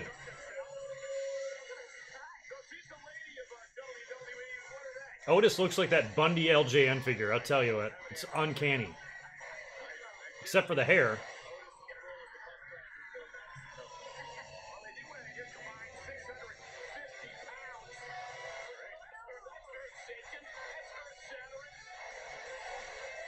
What is this?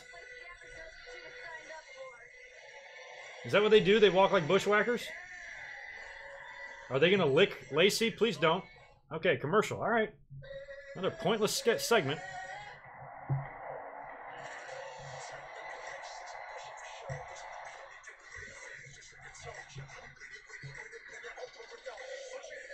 Yeah, everything's like all over the place tonight. I don't know.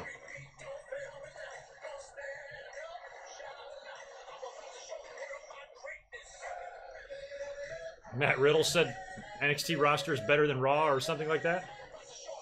I think the matches right now are better. But put that NXT talent in a Raw format. I've said that for years, you know.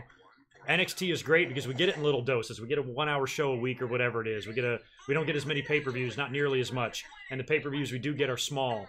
And they're not just so overexposed and so overdone and watered down and rammed down our throats and just so much of it. But if you take that same exact NXT roster, if you take the two rosters, Raw and NXT, and flip them, you're still going to like NXT better because the whole thing is going to be structured better. You're going to get better quality matches and bigger pay-per-view matches and less time to make you sick of it. And then on the other side of that coin, if you put the NXT talent on Monday Night Raw and give them 3 hours every week, you know, of just nonsense, eventually that's going to get old real quick. And all the complaints we currently have about Monday Night Raw and their roster, you're going to be saying that about the NXT guys on Monday Night Raw. So I think it's not necessarily the rosters themselves or the quality of the talent themselves. It's how the shows are, you know, produced. That's what's wrong. Darren Pfeffer, thanks for the super chat. And you counted? Excuse me? You mean you counted? Is there a website that has these? I'm sure there is, but like, how do you count Hawkins' losses? He's 0-198. I guess that's the official count. WWE saying he's like 260 or something. Wow, 198. How do you know that? I don't remember what I had lunch for lunch yesterday. And you somehow know he's lost 198 matches. Catherine, I could use some Elias in my life too, and I don't know where he is.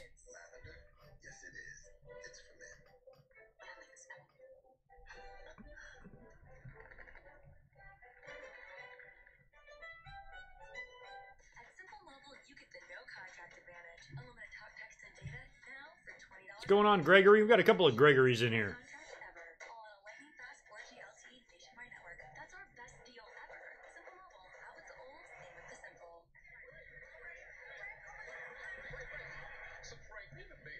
Why do you need them chips? After 40, a guy loses free testosterone. Even me. I couldn't stay in shape like I used to. So does Nugenix really work? Yes. It's the #1 selling free. Now, we haven't been talking about much so far, JC13. It's been kind of a weird night. We've been all over the place, kind of like Monday Night Raw is. We just saw a really pointless segment with Heavy Machinery and Lacey Evans. Don't even know what the hell was going on. Crowd is super dead tonight to the point where it's affecting the show, I feel like. And we've got some pretty good matches coming up. We got a great tag match with the Revival and DIY. And we've got Ronda defending the belt again against Ruby. We got something coming up, but I don't know. We still got an hour and a half left. We're only midway through the entire show here. And we've had a total of, what, 3 matches? Yeah, we've had Paul Heyman coming out doing a video package. Triple H had a long promo to open up the show. We had that, whatever the hell that was, with Lacey Evans.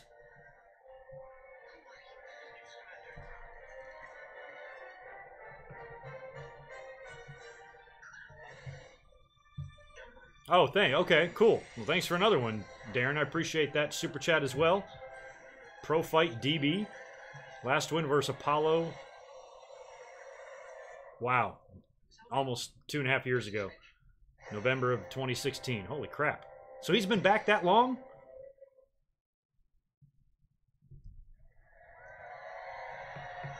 Hot ass. Your mom doesn't think I'm boring. She thinks I am A-okay. Look at that, Rude and Gable. Tonight, you're debuting on Monday Night Raw. But what Chad and I don't understand is, why do you guys have a match with the Revival? Boys, I love seeing fresh talent in the tag division, and you two are freaking great. Now, I'm not going to bring up the fact that I beat you guys in NXT. Okay, it's not important. This is not NXT. This is Raw. And on Raw, we We start from the bottom and work our way up. I'm wondering if we're going to get a Gable and Rude just interference so they just screw up the tag match. We might get that. As to why it's you guys getting this opportunity with the revival tonight when it should be us. Well, the way I see it, we've been running the hottest brand, NXT, for over 2 years. There is no one better, and we are here to take over. Watch out! Yeah, there's a revival. Oh, they're still wearing the old belts. I was hoping they'd bring back those classic tags. Watch out! Hey, if it isn't Johnny wrestling in the so-called Not the 3 worst tag teams I've ever seen. all-time Tommaso Ciampa.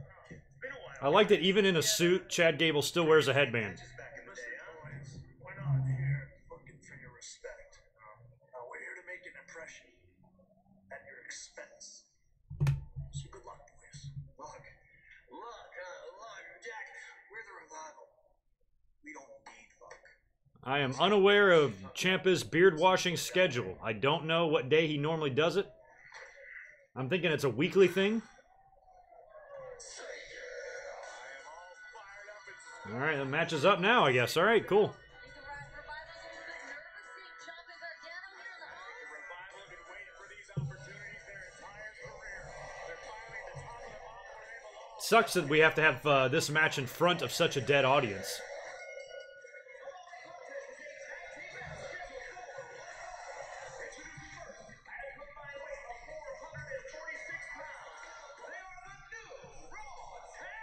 This is not a title match, correct? The new tag team champions knocked off Rude and Gable to win the tag team gold. Yeah, what is the deal with this audience tonight, man? They do not seem to mind or care at all about what's going on. I'm surprised we got an audience in here of almost 300 people, considering how boring this Monday Night Raw is. I feel like it's making the stream boring. But thanks for hanging out tonight. I really appreciate it. It's been over a year now of doing these, I always think that's Taz when I hear that. He had the same theme song opening. Yeah, make sure you mash that subscribe button. We can probably pull in a good 100 or so subs tonight. On the road to 30K. Yeah, I hope this crowd, they're all driving home. There's going to be some accidents. Mofos falling asleep.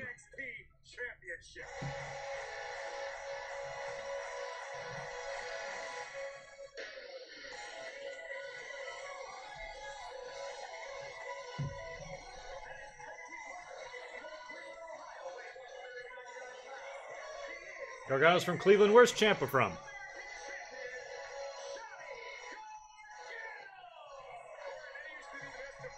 Do we know who Aleister Black is working with tonight? I really like the idea of Black and McIntyre. We're going to get McIntyre and Ambrose later on. That was actually probably the funniest part of Raw when Ambrose slapped McIntyre and then Triple H is like, so you still want Seth or should I change it to Dean? I don't know why I found that funny, but I did. And now we got a heel versus heel situation with Ambrose and McIntyre. I don't know what that's about. And I would like to see McIntyre have some sort of a significant match at WrestleMania. Don't know what he can do either. Work with Strowman, maybe. Not sure what the contract status of Nicholas is, if he's going to make another return this week, or this year. He might be the only one capable of helping out Braun Strowman. Or the only one willing, anyway. Well, Graves, how much do you think that the Revival's been able to grow since that moment back in 2016? Revival has certainly evolved into a better tag team than they were back in 2016. Gargano and Ciampa have also evolved. Well, that's good. Hurricane and Abyss need to cut their teeth. Producing's different than writing. So if if Raw sucks, I'm certainly not going to put it on their shoulders. Not with his hands-on and his micromanaging as Vince McMahon is. If there's something off about the layout of the show, Vince is going to speak up. So if all this shit gets approved by Vince, then We call this man Johnny Wrestling, correct? Or Johnny Takeover, hence where he won his North American Championship match. it's on him for not realizing mistakes that might be made here. The NXT champion. So Ciampa has shown But it's not even entirely like the show. I mean, they have some interesting things happening here. It's the night after a pay-per-view. We got 4 NXT talents here randomly for no reason, which is interesting. The crowd does suck. I think the tag team match with Lashley and Rush went on too long. I think the Paul Heyman interview and everything was kind of somewhat pointless. We never even saw Seth Rollins, did we?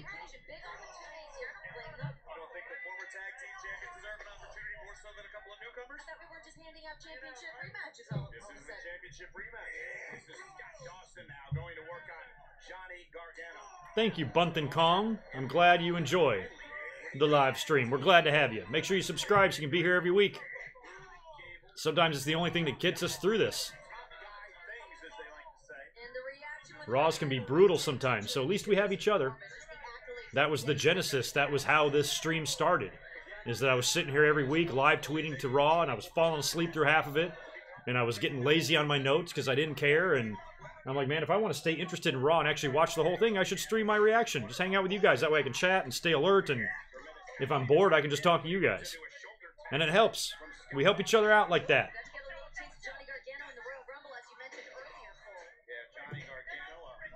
Chris, man, thanks for the super chat. Better Bret Hart promo, the anti-America one after WrestleMania 13, or El Dandy when he stopped caring. Oh, you'll be in SmackDown in a couple months? Nice. Oh, SD, I thought you meant SmackDown. Nice, yes, that's right, you are going to be here. We'll get together. Oh, I love the anti-American promo after WrestleMania 13. That was such a long promo. My God, I'll never forget that. And then the next week, I think Sean and Bret both did one. Sean had a long one too. Maybe his came the week before. Maybe that also came the night after WrestleMania. I think it did. I forgot. But, oh no, it was Bret's promo, then Sean interrupted him, and then Bret attacked him. But Bret was, I liked that promo because I was a big Bret Hart fan, and I remember like really buying into the heel stuff. Like I felt like everything he was saying, he really was right. His character had a reason to be pissed off. A big one. He was wronged. He was screwed. And he just kind of turned the dial up on it and just made for just one of the better heel promos I can ever remember. Turning on the fans, you know, I was like, I don't respect you, and you know, and he'd have to yell at him. You know, nowadays you'd hear guys say, fuck I'll fuck every one of you. You know, you never cared about me. Go to hell, every one of you. Bret was pretty soft-spoken in that. He was just like, I don't respect you, you know. And it carried weight, it felt like.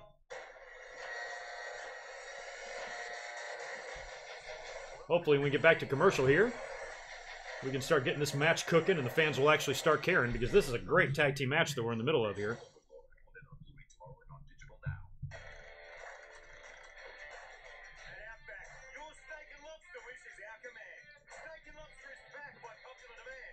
Yeah, I know. There was also, though, right around this time, either the week before or the week after. I used to know this. I must be forgetting. It probably wasn't the week after, because Shawn was then selling the injury and the beatdown to his knee. But there was one where Shawn came out and also cut a really long promo on Bret Hart. Maybe it was a couple weeks later. That might have been it. Because they might have been on that taped schedule show by that point. So maybe the week after that, or 2 weeks after that, they did another live show, and that's where Shawn came out and had his say. No, I think it was before WrestleMania. I think the Shawn promo came first before WrestleMania, then the Bret promo came after. But they both had like 2 long, 20-minute long promos each. And then the one that Bret had was when Shawn interrupted and got attacked. And got the ring post, sharpshooter, and the whole deal. Because that promo was the one where Shawn said, if Bret could make a buck, he'd sell his mother. Remember that one? Pretty sure that was before.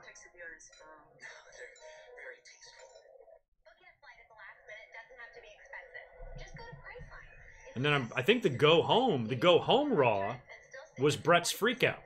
The Go Home Raw was when Bret pushed Vince and cursed and swore on the USA Network that year.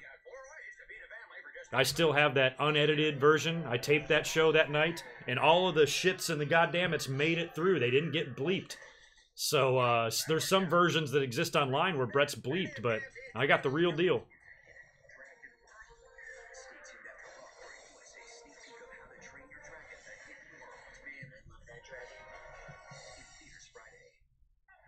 All right, we're back to action here finally.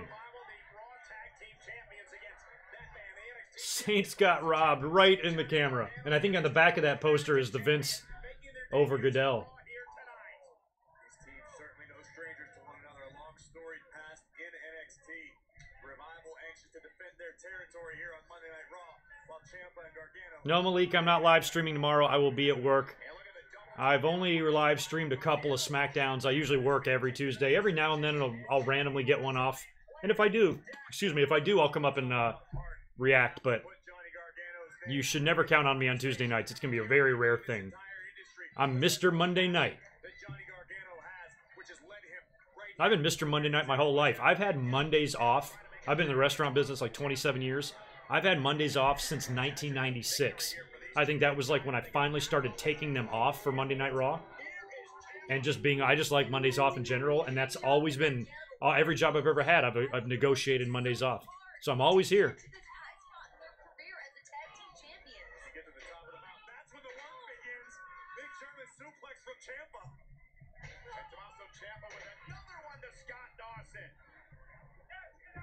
Solid Monster's kind of right about that. About that segment maybe trying to generate some last-minute interest for WrestleMania. That WrestleMania didn't feel like one of the bigger ones. WrestleMania 12 felt much bigger with the Shawn and Brett story. 13 turned out to be great with the Brett-Austin match that they could have never foreseen being so great. But I don't know if it was done specifically for that. I thought it was also just a way to get Brett over as a fucking heelish bastard. He's finally starting to lose it, you know, and then he officially does the turn at WrestleMania. But yeah, he's not wrong, because I know going into that, there was the feeling of... I remember feeling like it was just a little bit of a lackluster feeling type of WrestleMania. I wasn't as excited for it as I was for previous WrestleManias. And we were on kind of a bad streak, you know. WrestleMania 11 was shit. WrestleMania 12 was like, okay. It wasn't a great one, but the story with Shawn was very good. And here we are for another one in WrestleMania 13. WWE's getting their ass kicked by WCW in the ratings. Shawn's out. Shawn loses his smile. You know, they got to do something to spice it up. So, yeah, that was all part of it.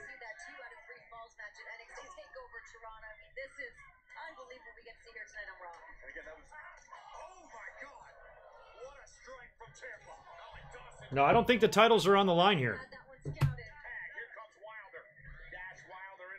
I think what's going to happen is we're going to get Rude and Gable maybe interrupting. I can't see Gargano and Ciampa coming in. They're two top champions in NXT and dropping this match. But you don't want to beat the Revival either. So maybe the point here is to expose Gargano and Ciampa a little bit more. Give the crowd a good quality tag team match and then have Rude and Gable come in and ruin the whole thing. Maybe. Don't ask me, man. I got like 4 matches wrong in the pay-per-view last night.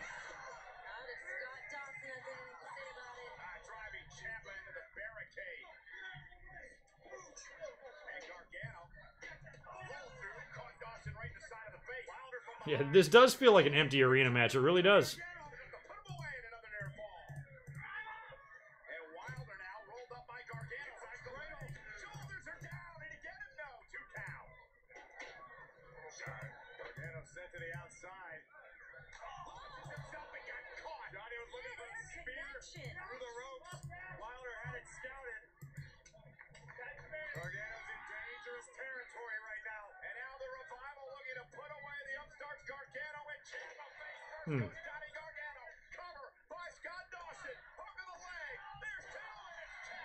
Ciampa makes the save.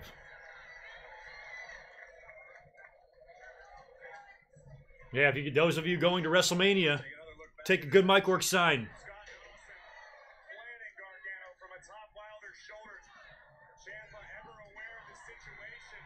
I still got a couple of t-shirts left, like in the house here. If anybody takes a WrestleMania sign and gets on camera, I'll send you a t-shirt.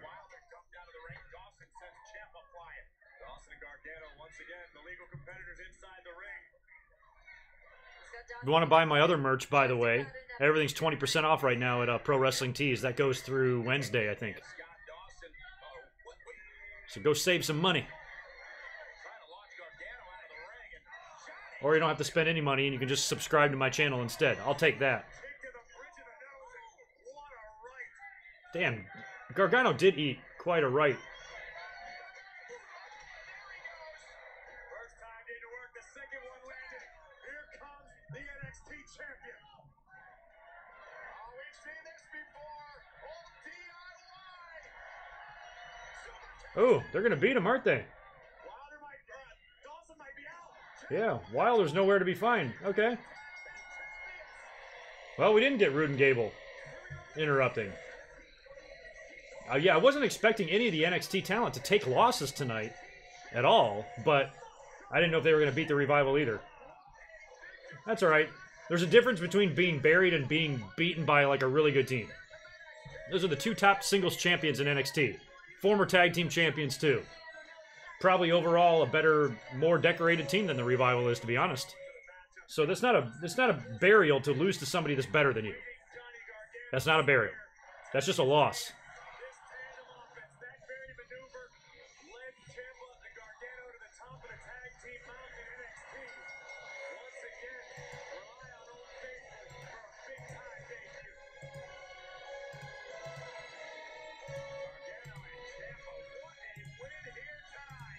What a win.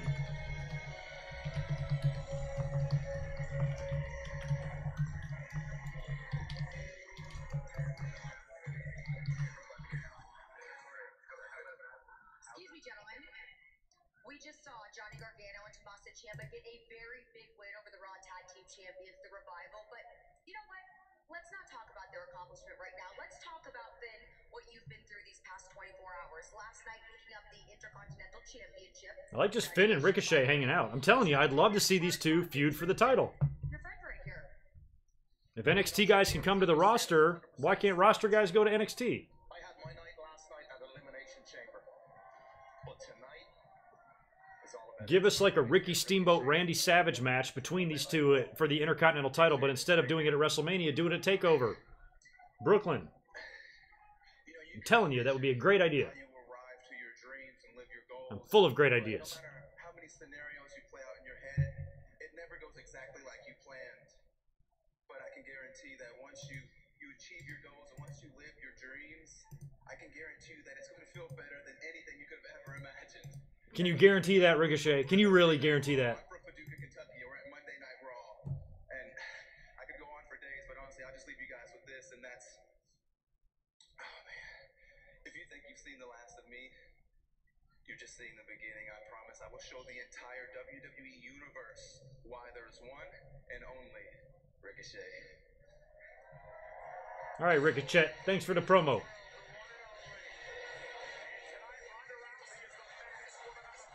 Ronda is beating the shit out of the atmosphere.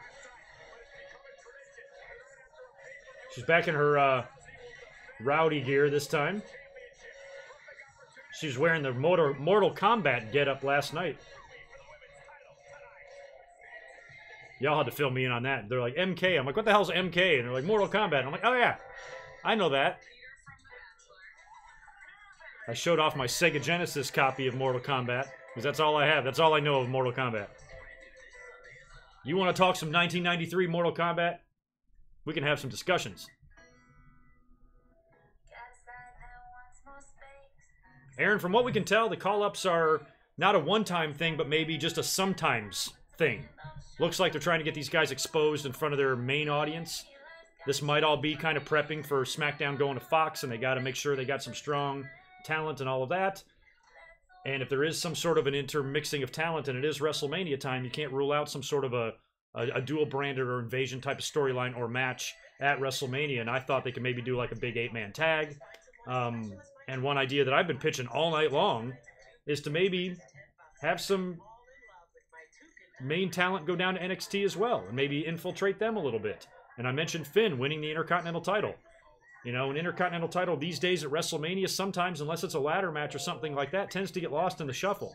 So what if Ricochet and Finn Balor started feuding for the IC belt, and Finn defended it, not at WrestleMania, but defended it at, like, TakeOver Brooklyn? Maybe it robs Finn Balor of his WrestleMania moment. Sure, it probably does. But I still think it would be a better high-profile match and one that people would remember more if he's having it on TakeOver. Why not? He can be the demon and the whole deal, like that NXT throwback. That would be great.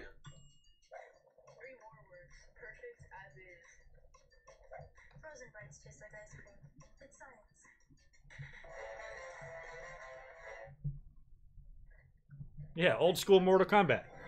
This one right here. Mortal Kombat. I used to play the shit out of this. I still play it. I got all my old school consoles right here. For those of you that watch my watch-alongs that I've been doing the past couple of months, the Royal Rumbles and the Elimination Chamber ones, you can see these in the background.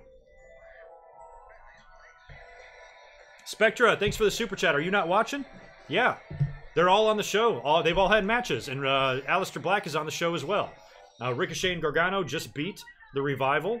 I'm sorry, Gargano and Ciampa just beat the Revival. Ricochet and Balor teamed up to beat Bobby Lashley and Lio Rush, and we got Aleister Black having a singles match, I suppose, against someone. We don't know who, unless they've mentioned it and I haven't been paying attention.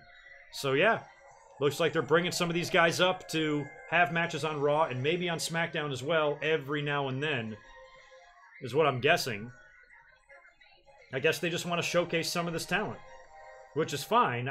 Like I said earlier, I don't want any of this main roster stink to rub off on this great NXT talent and ruin them in any way, which I worry could happen.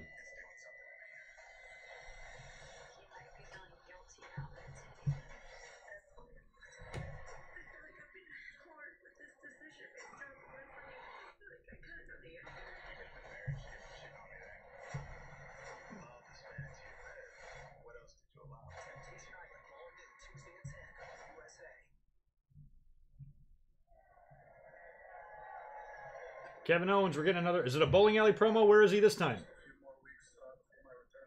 Oh, now he's in the popcorn store.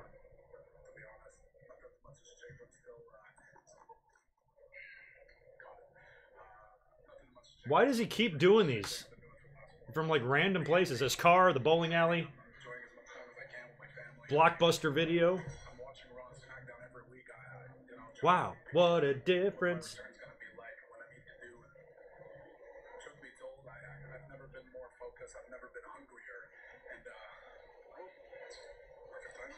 They're like, who? People in the back are like, who's this dude filming?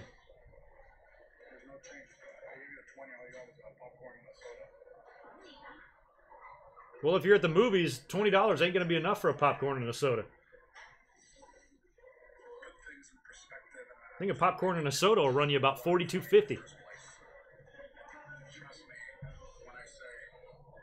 Yes, popcorn store. Have you never been there? Popcorn or Us. It's delicious. All sorts of different kinds.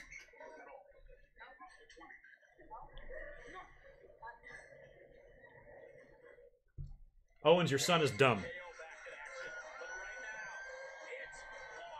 Michael Cole, don't start. Belt looks good on you, girl.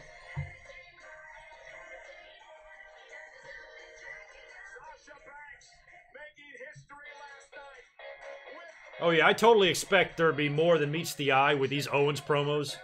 If we think for 1 second that, oh, Owens is going to come back as a babyface, and this is all part of some trick. He's probably going to come back and be an asshole.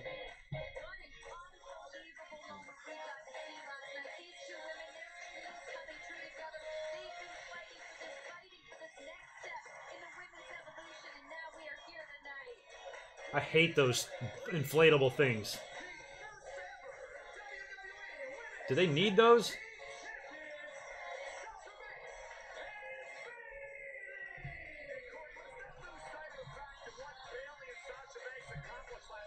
Sasha's a lazy worker. No, she's not.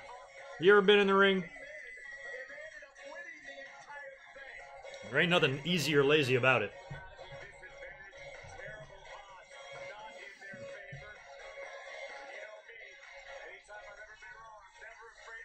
Look at these guys. These are grown men bringing hug and boss connection signs.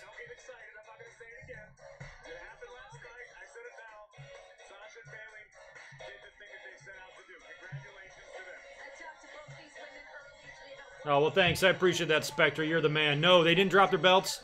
They're just brought up, they're not brought up to the main roster like to stay. They're just like brought in to do matches. So we'll still continue to see them in NXT.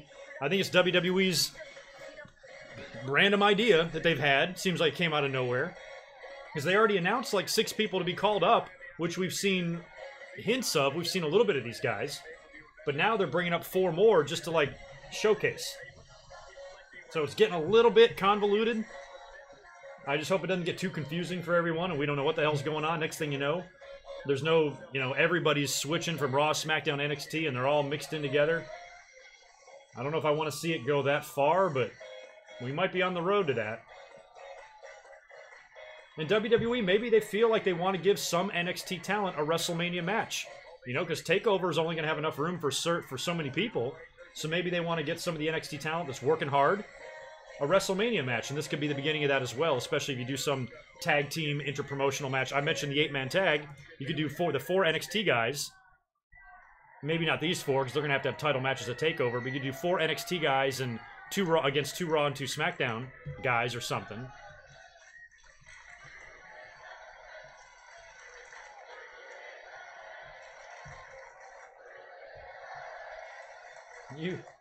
They should change the chant from "You deserve it" to "You are really the only option." You are really the only option.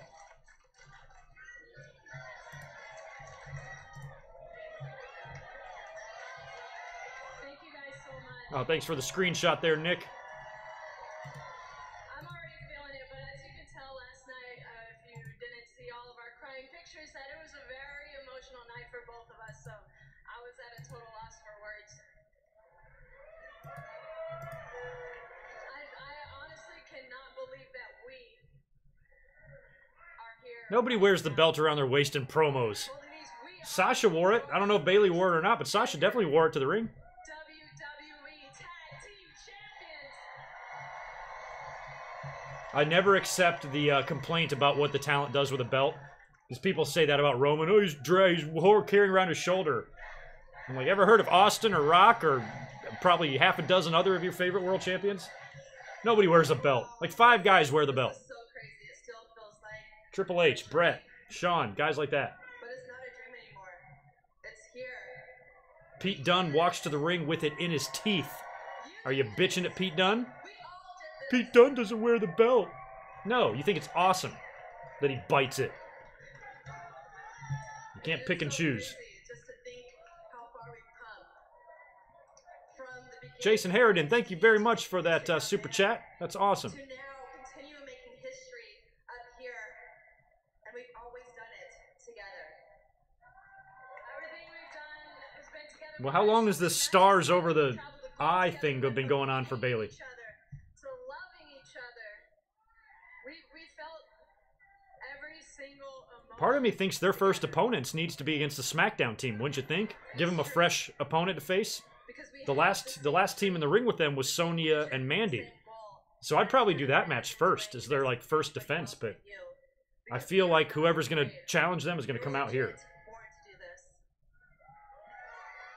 Yay, the fans don't care about this promo, neither do I. And we talk about this all the time, almost every single day, that it took us going to war with each other to finally realize that it's together. Together, we're changing the world. So Diesel never wore the belt. This is just the beginning because we are taking over the world and we plan on being champ for a very long time. We have put our heart and soul in helping to create this tag team women's division. So we plan on defending these titles against anybody. Hey, I'm just saying, how old are the Jumping Bomb Angels these days? In their 50s? Are they both alive still? Let's get them to come out here to the ring and really confuse the crowd. We know, we recognize, and we respect how special these titles are, not just to us, not to Sasha Banks and Bayley, but to the entire women's evolution.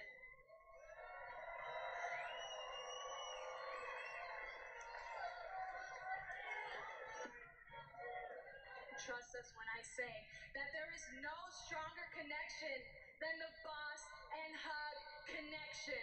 And you can bank on that. Congratulations to Bayley and the boss. Okay, good. No interruption? Just a promo? Alright, I'm fine with that. Unless somebody comes out here at the end.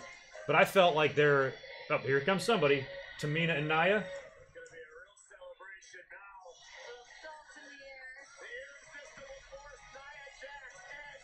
Well, if it's a Raw team, this is going to be the team they're going to face. I just thought they would give us, like, a new match first. Stop. Please, just stop. I'm like, why weren't these two in the final two in the ring then? Nobody wants to sit here in this nauseating love fest that you guys have going Thanks, on. Spectra. Yeah, eventually you're going to have to do the turn here with the two of them. Congratulations on being the first No rush on that, though. It doesn't have to be done tomorrow. But tag team champion, and that's women's with an E, Sasha. Learn about it. But you know, you're cute. With Learn your about it. matching outfits and stuff and whatnot. Naya, you are such a I bitch. just don't get it. Now, Bailey, I don't want to ruin your celebration. Oh, you don't? Well, you are. This is the best you'll ever get. But And Naya, who's your boyfriend with you? everybody knows that Sasha Banks only cares about Sasha Banks. And we also know, history proves it, that anytime she wins a title, she loses it on her very first defense.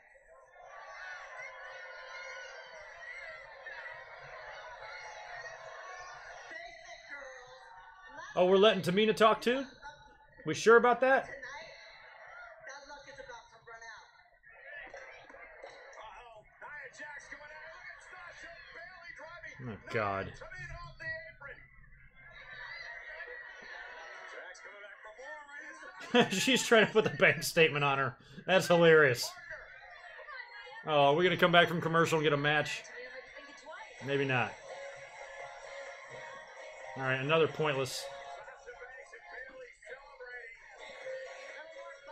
Banks and Bailey celebrating. And I don't know how they're going to work out, like how they decide who Sasha and Bailey defend the titles against. If they're going to be floating the title, it's going to be really hard to develop storylines or feuds. Because now that they've got this with Tamina and Nia, why would they even go to SmackDown tomorrow? So if they face a SmackDown team, it's going to have to be like announced ahead of time. And I think Mandy and Sonya should get the first shot. They were the last two in the ring with them. Plus, it's a new match, sort of. WrestleMania weekend, a tradition. The news was broken earlier today by ESPN. All right, this is the DX announcement here. WWE Hall of Fame class of 2019. DX. Good evening, my fellow Americans. The following I mean, hell, if you ask me, they could induct two versions of DX.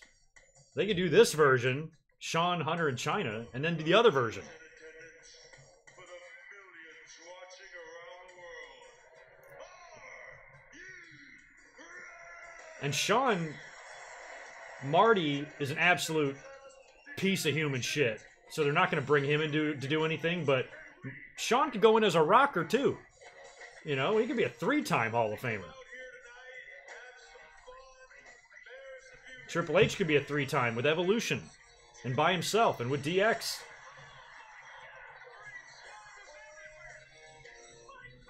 Who's going to be the first guy to do it 4 times? That's what I want to know.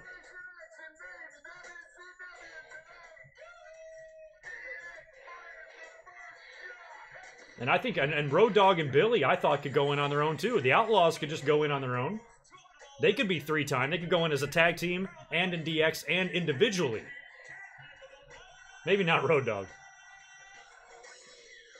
I'm not forgetting about Rick Rude. WWE's forgetting about Rick Rude. It doesn't look like he's involved in this.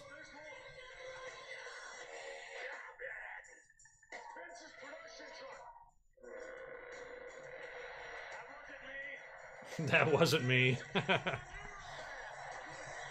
Yeah, Flair can do it as well.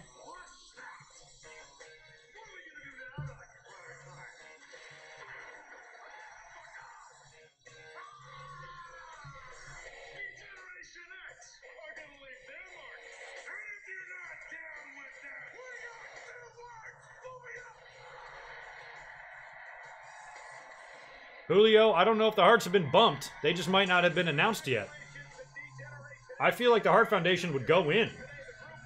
I mean, Neidhart was a one-day member of DX too. It's kind of interesting, but given the fact that he just passed away and it'll be a nice moment for Natty, I think the Hart Foundation might still get in.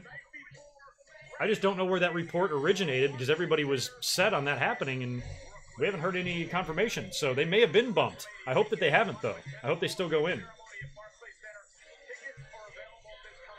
Man, considering how not great this Raw is, how in the world do we have 300 people in here watching? Very cool. Renee wants him to say it. Look how excited Renee got. She was like, no, say it. Come on. She was ready. Calm down, Renee Young. Easy, girl.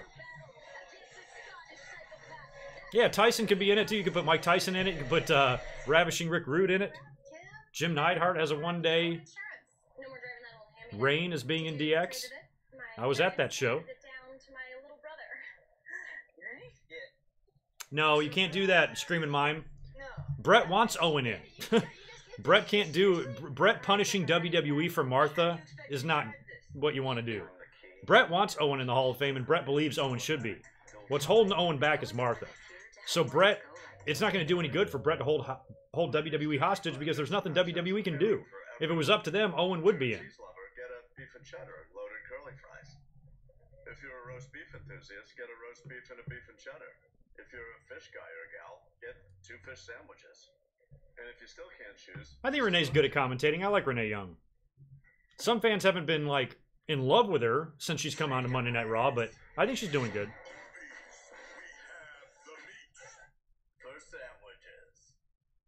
And the DX band, yeah, the singer passed away too, didn't he? He died a year or 2 ago, maybe. So what are you going to do with all that glorious extra money? No, not that. Here's a better plan. I think it was, I'm pretty sure it was X-Pac. One of them had commented. When I remember when he died and I tweeted about it, X-Pac, I think, responded to it. Oh yeah, Jason Sensation was in DX too, I forgot. Fuck Jason Sensation. And Hornswoggle too. A couple people have mentioned Hornswoggle. This is how much I did not like that era of DX. I'm assuming that would have been in the 06, 07 area somewhere in there. I don't even remember. I don't even remember Hornswoggle being involved. He wears green, so it makes sense. But I don't even remember when Hornswoggle was a part of DX. I remember him being like Vince's son, and I remember that stupid shit. But I have no recollection of Hornswoggle in DX, and I'm glad that I don't. I'm glad that I've blocked it out.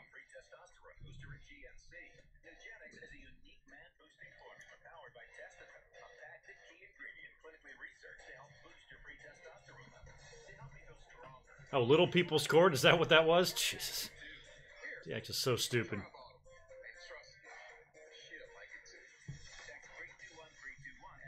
I don't really have Pro Wrestling News Channel. I don't know if I have any thoughts on it. I mean, that's, you know, producing Raw. They're there in backstage roles now, so they're getting their learn on, I suppose. Any problems with tonight's show, though, isn't going to be because of anything they're doing. But, I think it's great for them. I like Hurricane and I like Abyss. I'm glad they're there, and I wish them the best.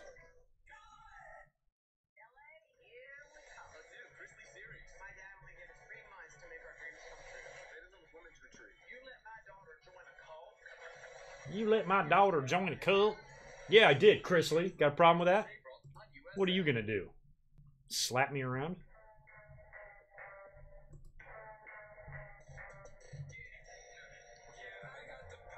Yeah, I vaguely remember the mini court. I don't even remember. I'm sure it was ridiculous. I mean, I remember it, but I don't remember like what happened or what the deal was.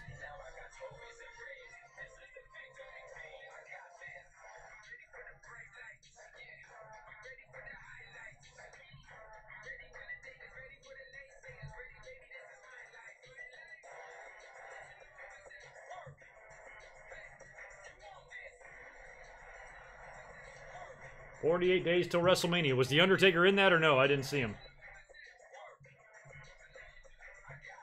Don't trust anyone named Jason. I have a cousin, Jason. I have a good friend, Jason.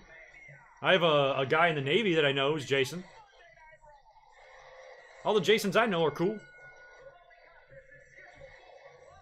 All right, here comes Dean Ambrose. Fresh out. How's your hand feeling there? Is it still stinging?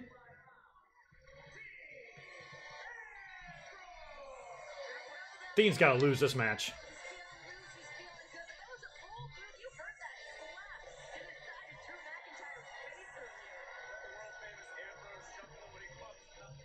Yeah, and I want nothing to do with glow sticks either. When I started seeing those in DX, I'm like, are you kidding me? Glow sticks? Fuck.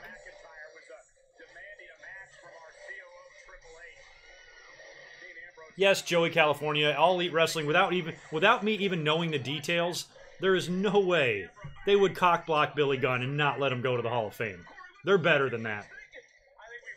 I mean, I'm sure they would love a chance to stick it to WWE, since WWE seems to be trying to head them off at every pass, but I don't think they would do that to Billy Gunn. They might be perfectly fine with screwing with WWE, but that would be wrong to not let him go. And plus, his signing with AEW is kind of recent, so he may have known this was a possibility for a while. You know, he might have been informed of this at the end of the year. Hey, we're going to put DX in the Hall of Fame. And then he informed All Elite about that. Hey, I'm going to the Hall of Fame. I'll come work for you guys, but just so you know, I'm going to the Hall of Fame. I don't think All Elite Wrestling would do that. They don't seem like those type of people. I'm pretty sure Cody and the Bucks and all those guys would go to bat for Billy. Tori Wilson was in DX. Darren, thanks for the super chat, dude. I don't remember that either. When was Tori Wilson? The other Tori was, right? But not Tori Wilson. Tori, whatever her name is. Tori.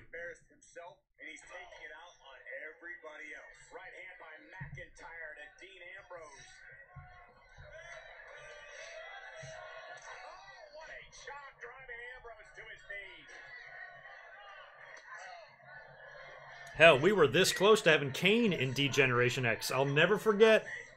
I was reading The Torch or whatever I was subscribed to, maybe the Hotline or wherever I heard it back in the day, that they had a prototype green Kane outfit that they were testing, and he was going to wear and when he joined DX, and it was going to be green and black. And some fans were not happy about that idea.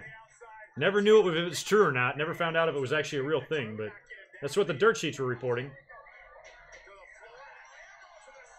So what are those things now? So they put little pads on the outside of the perimeter of the apron now, huh?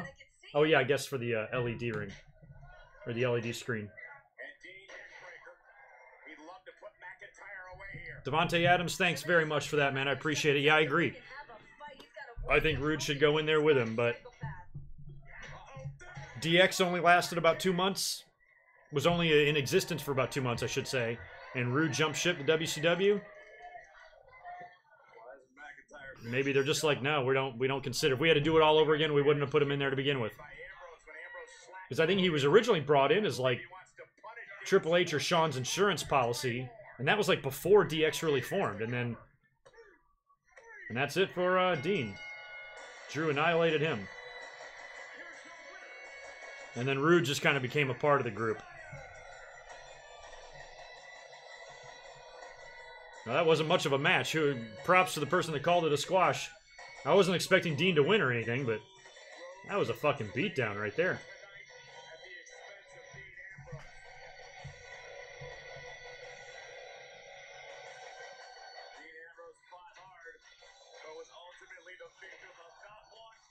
Yeah, I'm not even, like, concerned with Dean leaving. I think it would be fun for a couple of guys to leave WWE and go somewhere else. WWE will live. They'll be fine without Dean. Just sucks that they don't have a complete Shield anymore on the roster, because they're a pretty legendary group. Dean will be back. The Shield will go into the Hall of Fame one day, and so will Dean. Even if he goes to All Elite Wrestling. What's he in his 30s? He's got eons of time left. He's got so much time. He can leave WWE, have a career, and then come back to WWE. And still have a run.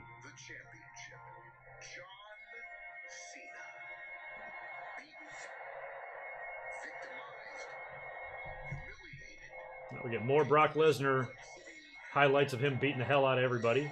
We saw him beat up The Undertaker and end his streak in the last one. Now they're showing his John Cena match. I loved that SummerSlam match. I just had so much fun watching that.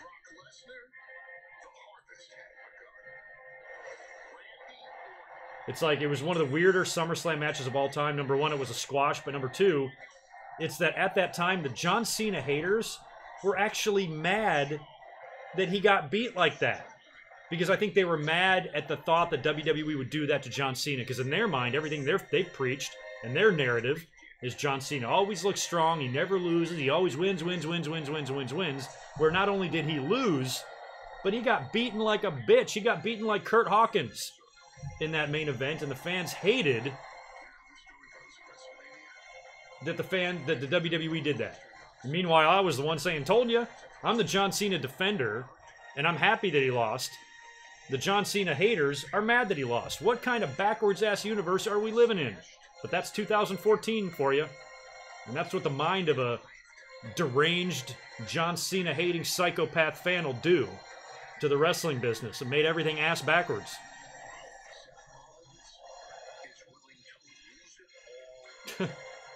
Thanks for that streaming mime. Dean Ambrose going to start a new faction, the Sword. What's the reference of the Sword?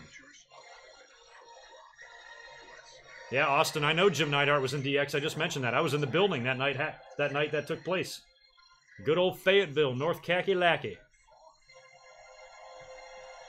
That was the same night of the midget Bret Hart.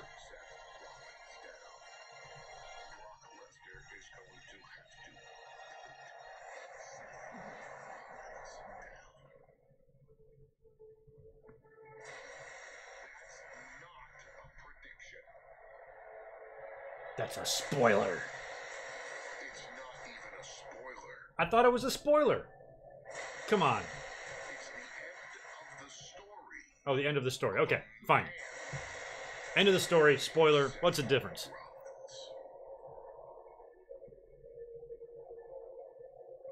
Well, Seth Rollins has an alternate ending to that story. The Kingslayer could become the Beast Slayer, but he needs to do it. The Beast Slayer. He needs to slay the beast. Brock Lesnar in 7 weeks at WrestleMania. Oh, Sword in the Shield. Oh, okay, I get it.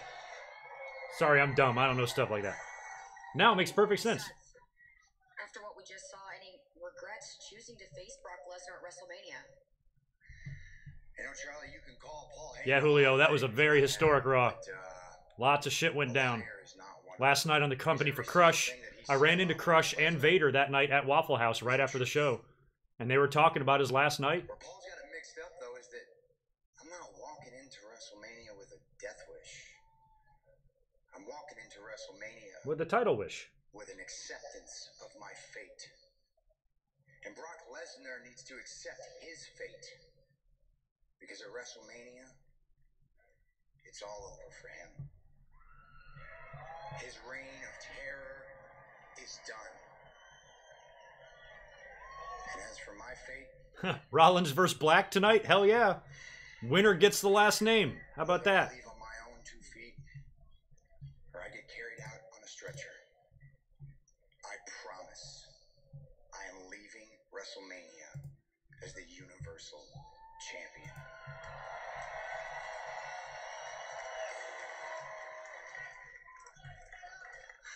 What's up, Dean? I love that they're kind of like friends again. You alright, Dean? Can I help you with something? Do you need a Yeah, Eskimo pie? where were you out there, man? Jeez. I like that Dean's like pretending like nothing happened. Have you completely lost your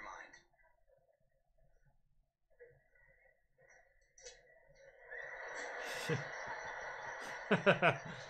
I think he has. I like that he's kind of like funny now. That's funny. Oh shit. Elias, yeah, this is gonna be where we see Aleister Black. And I'll be right black.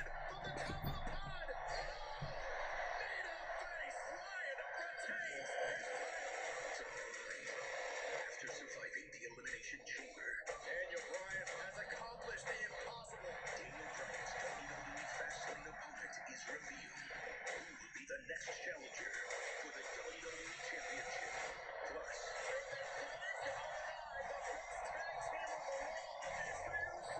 The Miz issues a public apology, but will Shane McMahon accept?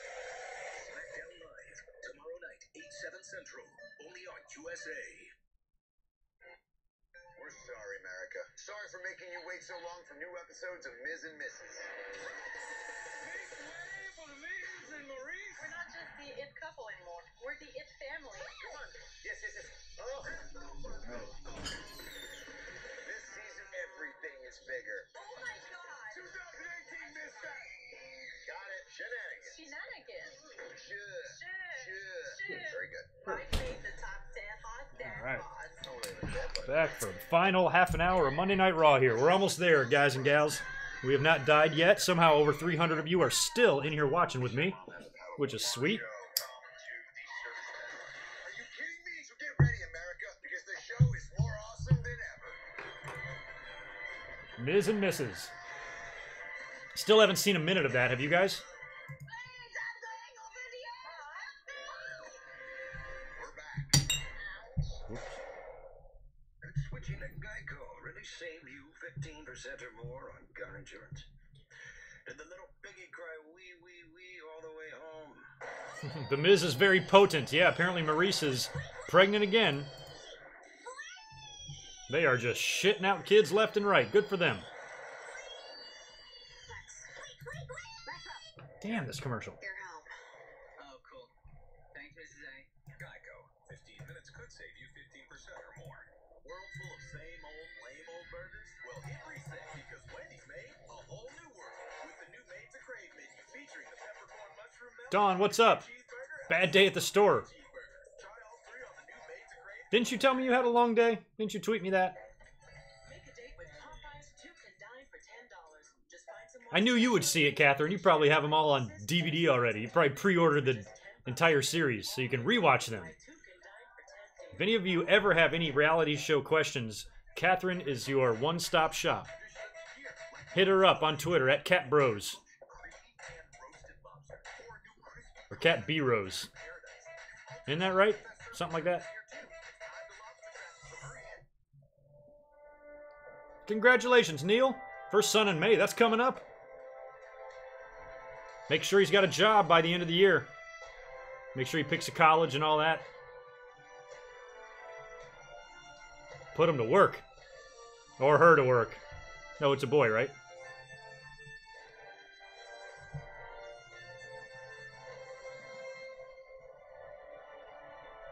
Yeah, usually, like, there's been plenty of weeks, Jason, where we've had really bad Raws and it affects the audience in here. Like, nobody's tuning in, nobody cares.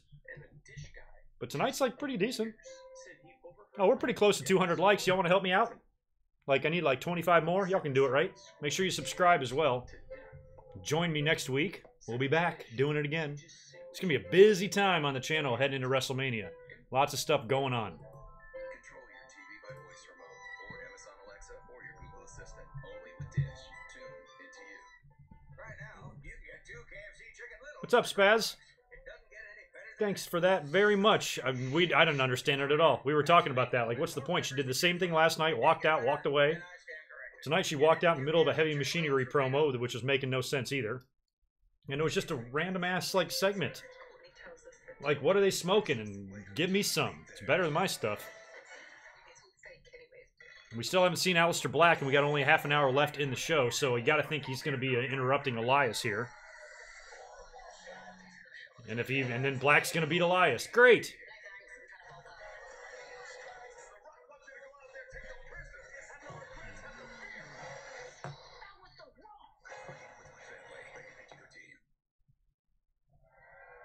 Ladies and gentlemen, Elias. Thanks for liking. Oh yeah, a few of you did. Yeah, we just got 10 right off the bat. Cool. We'll make it to 200. Hello, Elias. You know what? Name your son Elias. Tonight. I am fed up with the way I have been treated. I'm fed up with it too, Elias. I'm the most talented, most charismatic, most important superstar to come through in a long, long time. Well, Brian, that's why your last name is Chill. And I am certain I wish I had a cool last name like that. to ever roll through this dumpy backwoods swampland of Lafayette. That's where they are, Lafayette. Yeah, I guess that's pretty close to Houston. It's not far. I am constantly disrespected. I am constantly interrupted. Constantly. Musical genius. You are blessed to be in the presence of Elias. I'm sure you're all excited about the new superstars, Ricochet and Aleister Black, Tommaso Ciampa, Johnny Gargano, but it ain't gonna change the living truth. See, I make magic with these fingers every night. Makes magic with his fingers. You got some fingerprints all over that guitar, dude. That's what you got. You can take some Windex to that. Thanks, Dominique. Good to see you, man. Been here since the Heyman promo. All right. Cool. Glad you've been hanging out and watching. Quietly watching. Stalking us. Consciousness so deep, in fact, that hopefully I forget any of you exist. Yeah, Liam, I'm not drinking anything too heavy tonight. I actually have to go out and run a couple errands here in a little bit and do some things around the house. So I'm drinking just 2 beers, and actually I've ordered or opened up a third, just a blonde. It's like 4% alcohol, nothing. And this is all I'm gonna have. I would like to drink something heavier, but I also want to. I mean, I'm on the West Coast, so Raw ends at like 8 o'clock for me, so I got the whole night ahead of me. I don't want to have a buzz or be drunk. I'm trying to get shit done, so trying to drink light.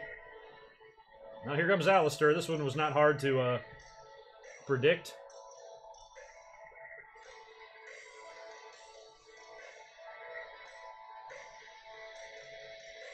I like Aleister Black. I've been ready for him to come to the main roster. So what does he have to do? He has to get in that thing and lay in it? That's the way The Undertaker should have come up in all his entrances. He's the dead man. He's the one that should have risen from the grave. I like Aleister Black, though. Like, to me, he doesn't need to do or say much. He just needs to be this. Just this badass, scary fighter. He's like one guy that I don't need a good promo out of. I don't care.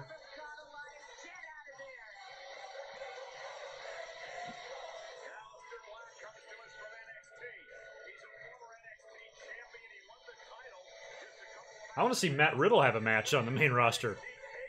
They might wait on him.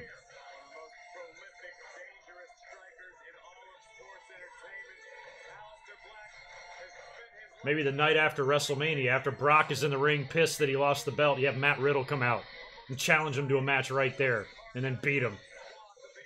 That's not going to happen, but...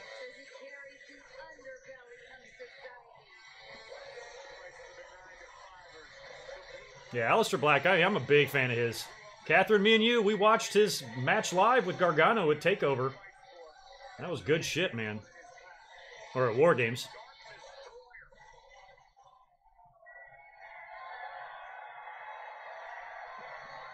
Aleister Black on Raw. Real cool to kind of see this. If silence and deep sleep is what you seek, then allow me to help you.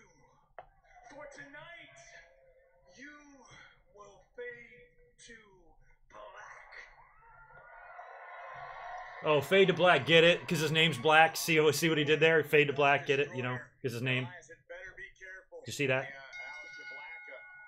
All right, fans, I wish you gave a shit. Elias is not who I'd put in the ring with Black. It's not the match I'd do.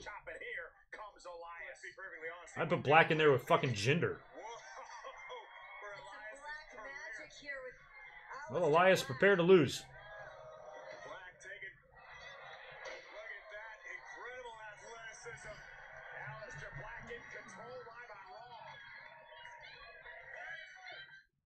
Oh, it's commercial.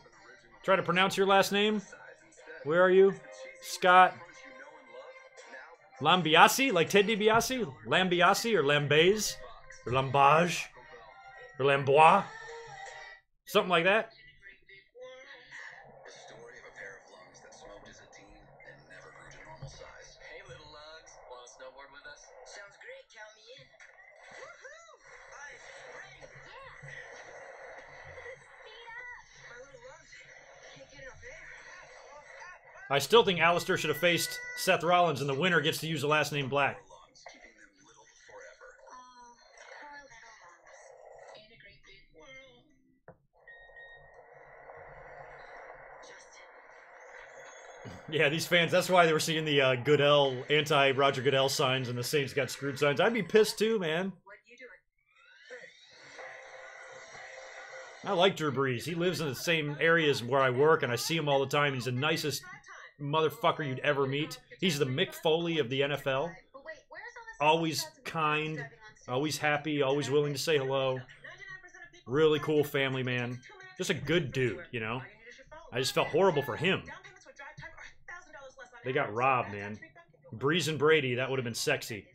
I mean, I hate the Patriots, and I was even rooting for the Patriots in the Super Bowl. Like, I didn't care. To me, the Super Bowl was tarnished. You know, the Rams shouldn't have been there. So, in that, you know, I didn't want to see them win because then I felt like they would always have an asterisk by their victory. So just give it to Brady. Let him start putting rings on his other hand, like I give a shit. So for once, I was actually not disgruntled or annoyed that the Patriots won. I'm like, whatever, let them win. Dominique, what is the main event? It's going to be Ruby and Ronda. It has to be. That's going to be up next.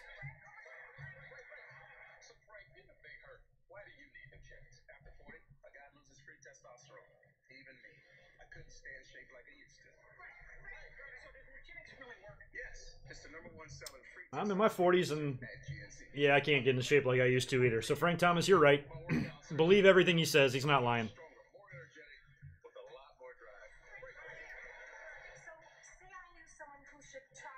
This crowd is rubbish. Total rubbish.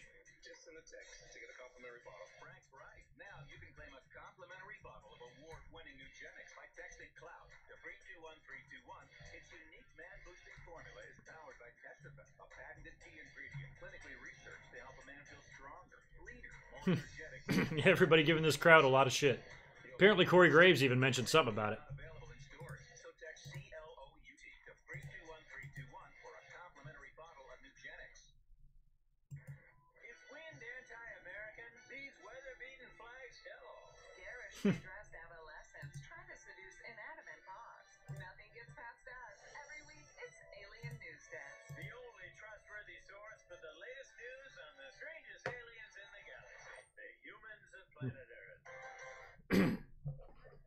Yeah, Lacey Evans, I'm not a fan of the gimmick. I don't get it.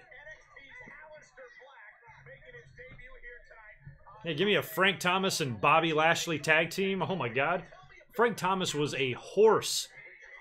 I loved him. Him and Ken Griffey Jr. were like my favorite players of the 90s, but I always really liked Frank Thomas because he was just such a physically... I thought he'd make a great professional wrestler. He's giant, huge build, good-looking guy. He had the perfect like foundation for like a pro wrestler. Definitely has more charisma than Bobby Lashley.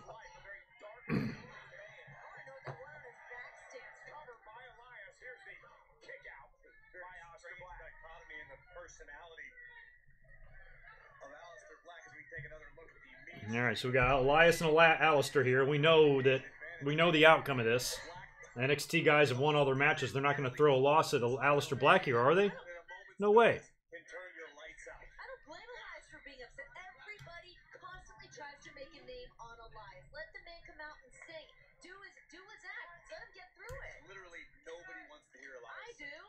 I can assure you, Alistair Black does not care to hear. Yeah, Alistair Black is one of the talents of all these talents. He's one of the guys that I want to see like actually brought up, not just brought up for a match, but like brought up.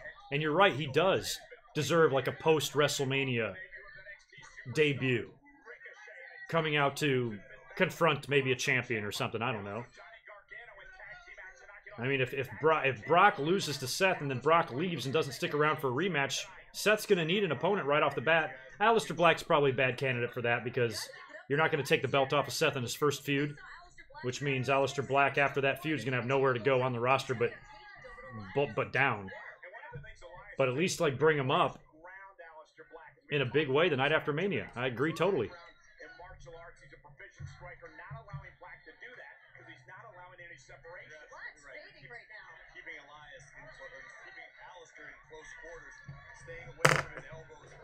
Yep, I still have. I remember I bought like 20 of them. The Ken Griffey Jr. Upper Deck card. And when I was a big baseball collector, I bought, I think, 20 of them for $10 a piece. And they all got really expensive, and I never sold them, and then they all went down in price again, and I eventually got rid of all of them, but I kept one. And I still have a whole bunch of baseball cards, like real valuable ones from the 80s and 90s, but none of them are graded. But I guarantee they're in mint condition because they've never been touched. You know, I used to say if I found a card, I'd put it right into a top loader or a case, and I just leave it there untouched for years and years. So I never really fucked with them very much. So all my cards are in great condition.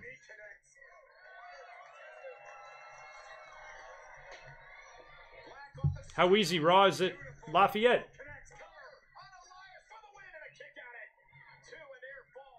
I didn't know they had a building this big in Lafayette. I thought they were in New Orleans, but... Purely a striker. He is so multifaceted as a competitor. Oh, Mandy and Sonya are called Fire and Desire? I didn't even know that. I've actually been saying that I think they should split them up. I don't think they really match as a duo. They're different.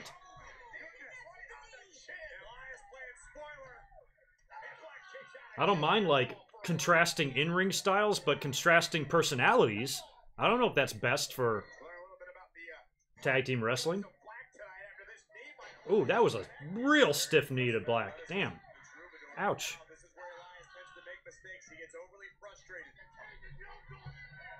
A bunch of Cajun. He's mad at all the Cajuns. Cajun yokels. Dangerous human beings in the ring. Elias definitely needs to stay focused on the task at hand. Oh my God, caught him. That's it.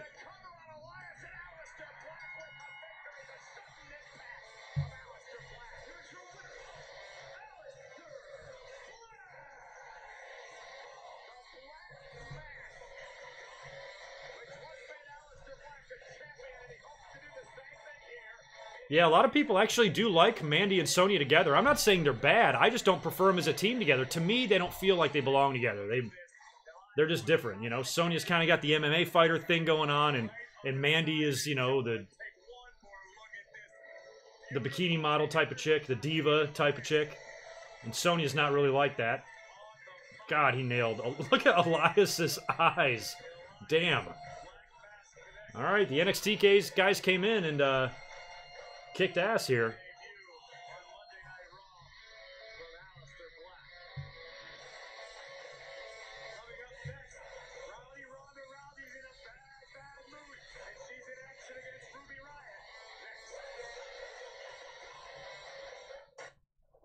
Yeah, I like Sonya in the ring better than Mandy. Yeah, WWE, you picked a hell of a town to debut these NXT talents in. Note to self, don't come back to Lafayette. Knowledge here, except the usual. What if we spice things up a bit? Alexa. What if we turn it up a notch?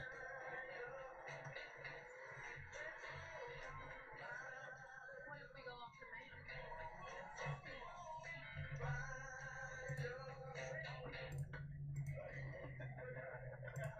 The all-new RAV4. Toyota, let's go places. Yeah, Dean won a match last week. He lost tonight. We haven't even seen EC3, and it doesn't look like we're going to tonight, so I don't know what's up with the latest there. What's up, Sean Christian? That's an interesting name. HBK. Let's call you that. We got about as much in common as you a mortician being an undertaker. Or you a janitor and me a custodian. All right, so some of y'all are just hanging out with me now. You don't even have Raw pulled up. It's just me. I'm going to give you the play-by-play of what's going on here in the Ruby Riott Ronda Rousey match. We got 15 minutes left of the show, so I'm sure we'll get Becky Lynch or Charlotte again in this thing and that whole deal. Ruby may just win tonight. Maybe by disqualification. She ain't winning the belt. Yeah, isn't Corpus Christi another one of those towns that just always sounds super quiet? Do any of you guys, anybody in the stream here, anybody live in Texas? One thing I'm always curious about that I never hear about, like when I hear about Texas, I've never spent any time there. I've been to all the airports and stuff, but never spent any time in Texas. But I always hear about the cities, like Houston, Dallas, San Antonio.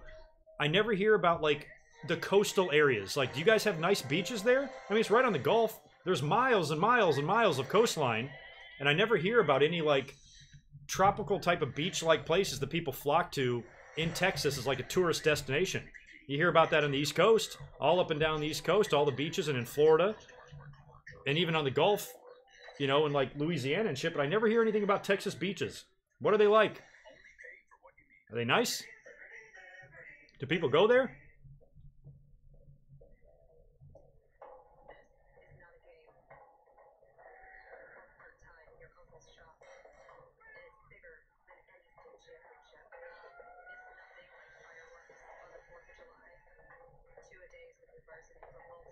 Austin and Dallas. I've been to Dallas Fort Worth. I almost moved to Dallas as a kid It was like set. It was a done deal. I don't even know if I've told the story before. I was probably like 13 or 14, and my dad had got a job interview there, flew down there. I think even got offered the job. Everything was set, because I remember he flew home, and we had this big like family dinner where my parents informed me and my siblings that we were going to be moving to Dallas-Fort Worth, you know, in like a month. And then last minute, it all fell through. We didn't go. So, wound up staying where we were. I was almost a Texan. It was almost going to be a Good Mike Work stream with a cowboy hat. Things were very close to happening. But I hung out in Kakalaki instead until I came to California. South Padre for spring break, and that's about it. Yeah, I suppose. That's the only one I ever hear about. You just never hear about, like, Texas beaches, you know? You look at the map, there's just miles and miles and miles and miles of beaches. Next week, birthday celebration. I like the idea of Becky Lynch crashing the Ric Flair celebration and putting him in the disarmor and saying, add me to the WrestleMania match or I'll snap his arm. That's what they could do. Maybe they'd do that.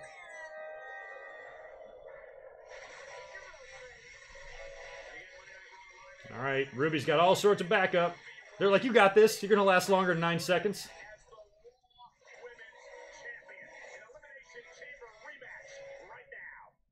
Odds are certainly more in her favor with Sarah by her side tonight. All right, good. It's not happy, Rhonda. Hey, you're missing the rowdy on your shirt. It makes me sad. Oh, she hands out gloves to the kids? That's sweet.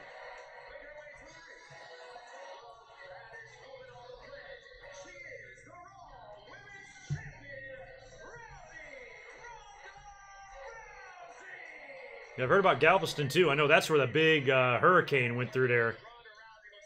Way back in the day. Pulverized poor Galveston.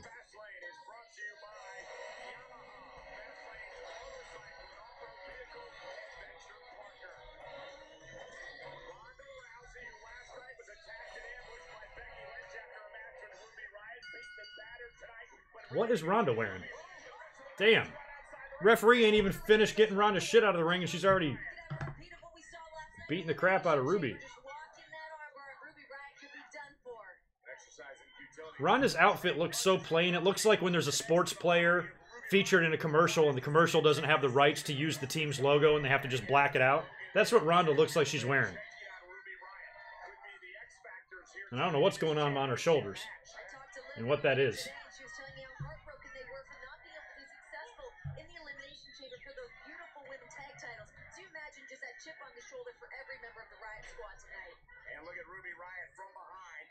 If they put... Ruby is not winning this belt tonight, y'all. If they put the belt on her, I'll be like, what? I mean, it is the main event. So Ruby is going to give Ronda the match tonight that I thought she was going to give Ronda last night. I was even seeing right before she tapped out, I was like, there's no way this is a squash. Ronda sells for everybody. Ruby will give her a good match and she'll lose. And then like 1 second later, she tapped out. I'm like, oh, never mind. But here, we're finally going to get the match that I thought Ruby Riott could give Ronda. I'd be really surprised, even with interference from Becky, even with interference from Charlotte. I'd be very surprised if they're this close to WrestleMania and they take the belt off Ronda now. No.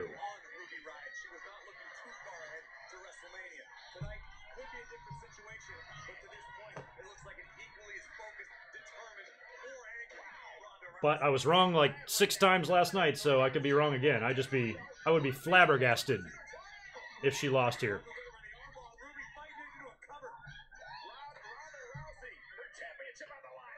Her championship on the line live. Shut up, Cole.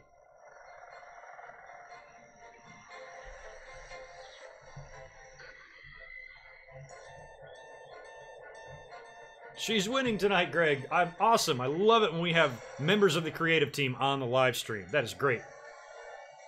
Well, since she's winning tonight and you know that, can you tell me what's going to happen at WrestleMania? So are we going to get Ruby Riott and Charlotte?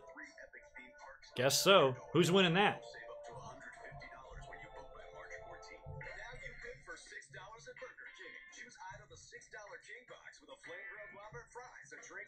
Thanks for the sub there, buddy. I appreciate it. Thanks for the 200 likes.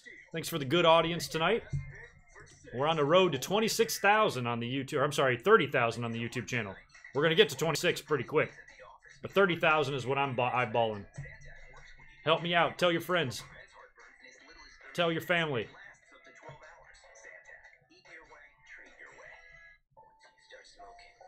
Oh, Oregon's coast is super beautiful. I was thinking more in terms of like beach destinations. That's too far north. I'm sure it's great there in the summer. But here, even down here in San Diego, even in the summertime, the ocean's butt cold. So the Atlantic and the Gulf are like the warmer areas for like beaches and stuff. Like if I'm going to go swimming in the ocean, that's where I want to be, is over there in the east. I miss living in North Carolina. I used to swim. We used to have 2 piers on Wrightsville Beach. And they're about a mile apart, and I would swim pier to pier in my younger days. It was good exercise. I was fearless back then. Now I'd be scared shitless to get in the water. I'd be eaten by a shark, but back then it was like I didn't care. I just got right in, swam out there like it was nothing. Way out there, too. You know, I'd be beyond the piers. That's how far out I'd be when I swam. And I don't know why. I was just always fearless to that. All my friends were surfers, and I never surfed. And they didn't care about being in the water, so I didn't care either. I just swam. I was swimming. Oh, shut up, DiGiorno.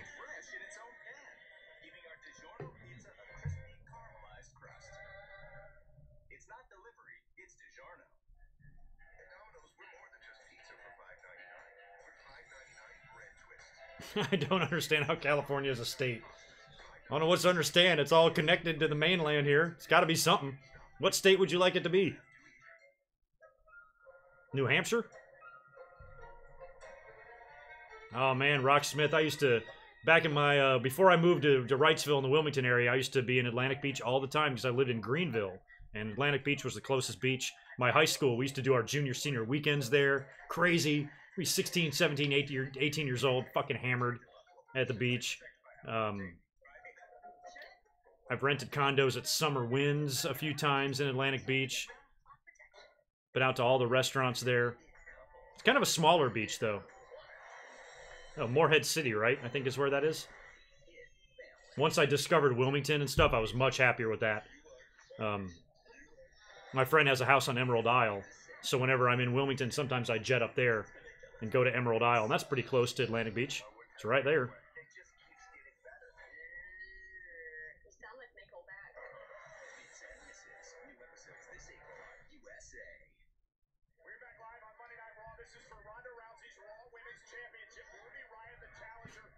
Yeah, let's build a wall over Oregon. let's seal this off.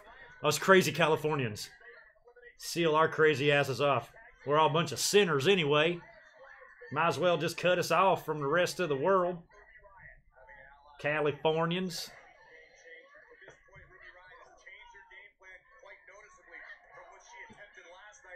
Well, after living in multiple places in this country, I will tell you, California is its own, a whole different planet. There's absolutely nothing like California in North Carolina. Like 2 completely different places to live. So I will say that Californians have a different sense of reality because it is different here. People's quality of life is so good that it actually makes them depressed. What kind of shit is that?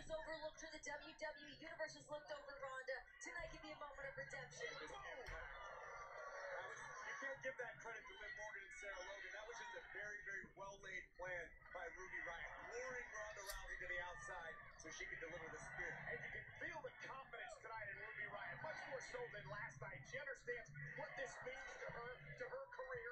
All right, Ruby, you've definitely lasted longer tonight. We got 5 minutes left in the show, so they're gonna have to wrap this up. I'm not seeing interference here. I think Ronda's just gonna beat her. Maybe Becky attacks after the match or something, or maybe we don't see Becky at all. We might just see her tomorrow.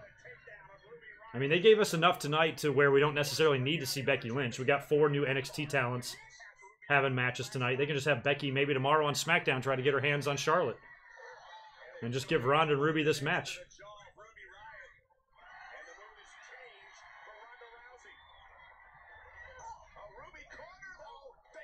Ruby catching.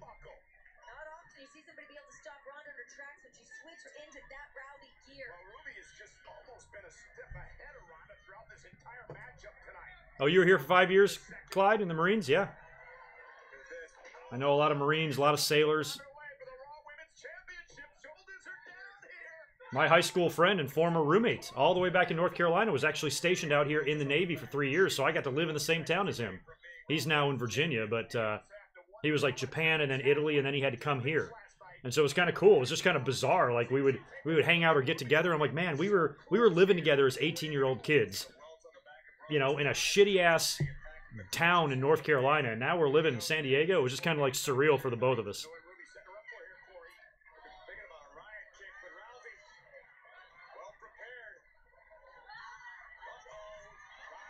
Ronda's got her up. We got 4 minutes left here. I thought she was going for the Samoan drop finisher thing.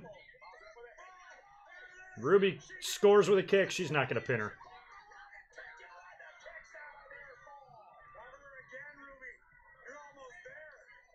You're almost there.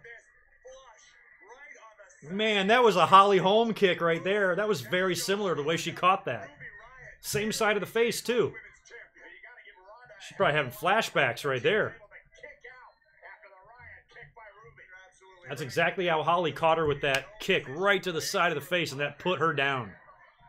She was done, drinking soup for a month.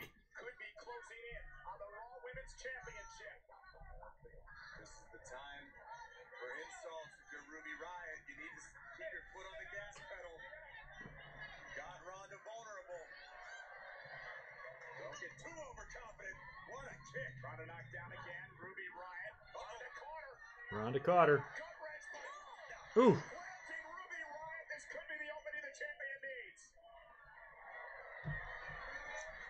Hey, buddy, you're just in time. Raw's about to end.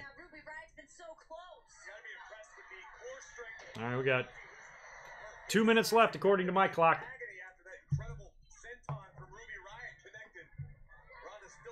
Hey, where is Dolph Ziggler, by the way? Have we seen him since the Royal Rumble? What the hell is he doing? And when's he going to show back up? I forgot about him. I'm going to come in and say hi to everybody. Before the show's over, say hello.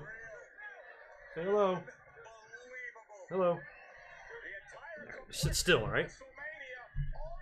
Sit still or you are banished.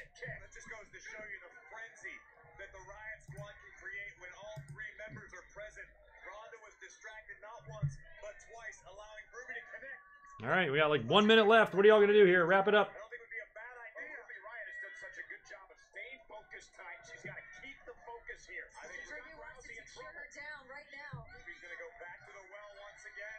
Maybe something. Well, Ruby's going to the top. This ain't going to end well. High impact. Rousey's title is in trouble. Ruby Riott going to finish her now.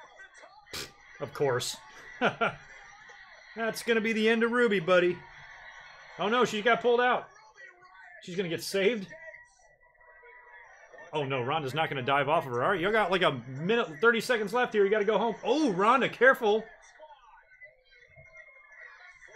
chaos in the form of the Raw Women's Champion.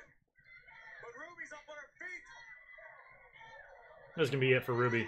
That's it. Ronda got Ruby up top. Ruby trying to hang on. Ruby looking for a reverse. Oh, nice. Ruby Riott. Even Ruby got surprised by that. This is the finish, buddy. Ruby's about to go down. There's the tap out right here. That was a great Alabama slam right into the ring post. Ruby's tapping. Done. Ruby's gonna win.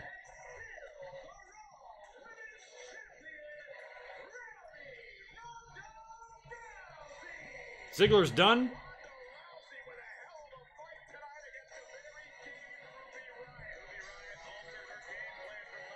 What'd you think of that show, buddy? Not a good one, huh?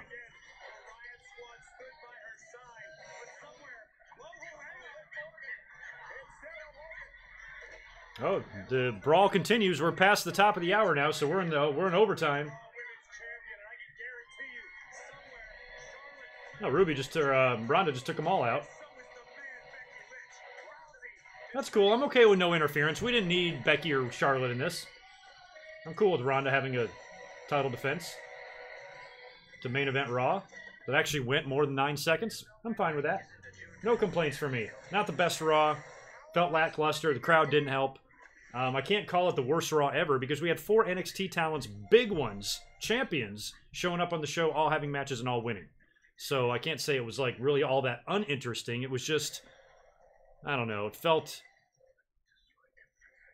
like it was making me dizzy. They felt like they were all over the place. Random ass things were happening. Triple H's opening promo was loaded with information. We had a 2-part Paul Heyman Brock Lesnar video package. We had Lacey Evans and Heavy Machinery out there for no reason whatsoever. We had the tag team champions defeated in a match. Elias lost again. Yeah, your guess is good as mine. I'm not sure what kind of shirt Ronda was wearing. It looked a little bit weird. But all in all, pretty good stream tonight. I appreciate everybody like kind of hanging out. I'm probably going to bail out of here pretty early because I got stuff to do. What you can expect this week, I'm going to be up here Thursday. It's either going to be early Thursday morning or Thursday evening, just depending on how my Tuesday and Wednesday goes. But I'll have a podcast, like an actual podcast. I'm not going to go live. You guys have seen me in front of the camera for the last like 5 episodes, so I'm going to do a regular podcast this week, chronicling things. Hopefully we'll have some sort of groundwork laid for Fastlane, or at least have an idea what we're looking at. And we'll talk about all of that. And yeah, that's about it. -5 stars for Raw. Even with Gargano and Ciampa on there and everything, you're going to give it that bad of a grade? I'm not going to give it a good grade, but I'm not going to be crazy. I've seen worse Raws than this. 3-star show, says Catherine. Imagine with the NXT guys not being on there. Then you might be. Then -5 might work. Catherine's giving it 3. I'm going to go 5. I'm going to go 5 out of 10 on that. On this Raw.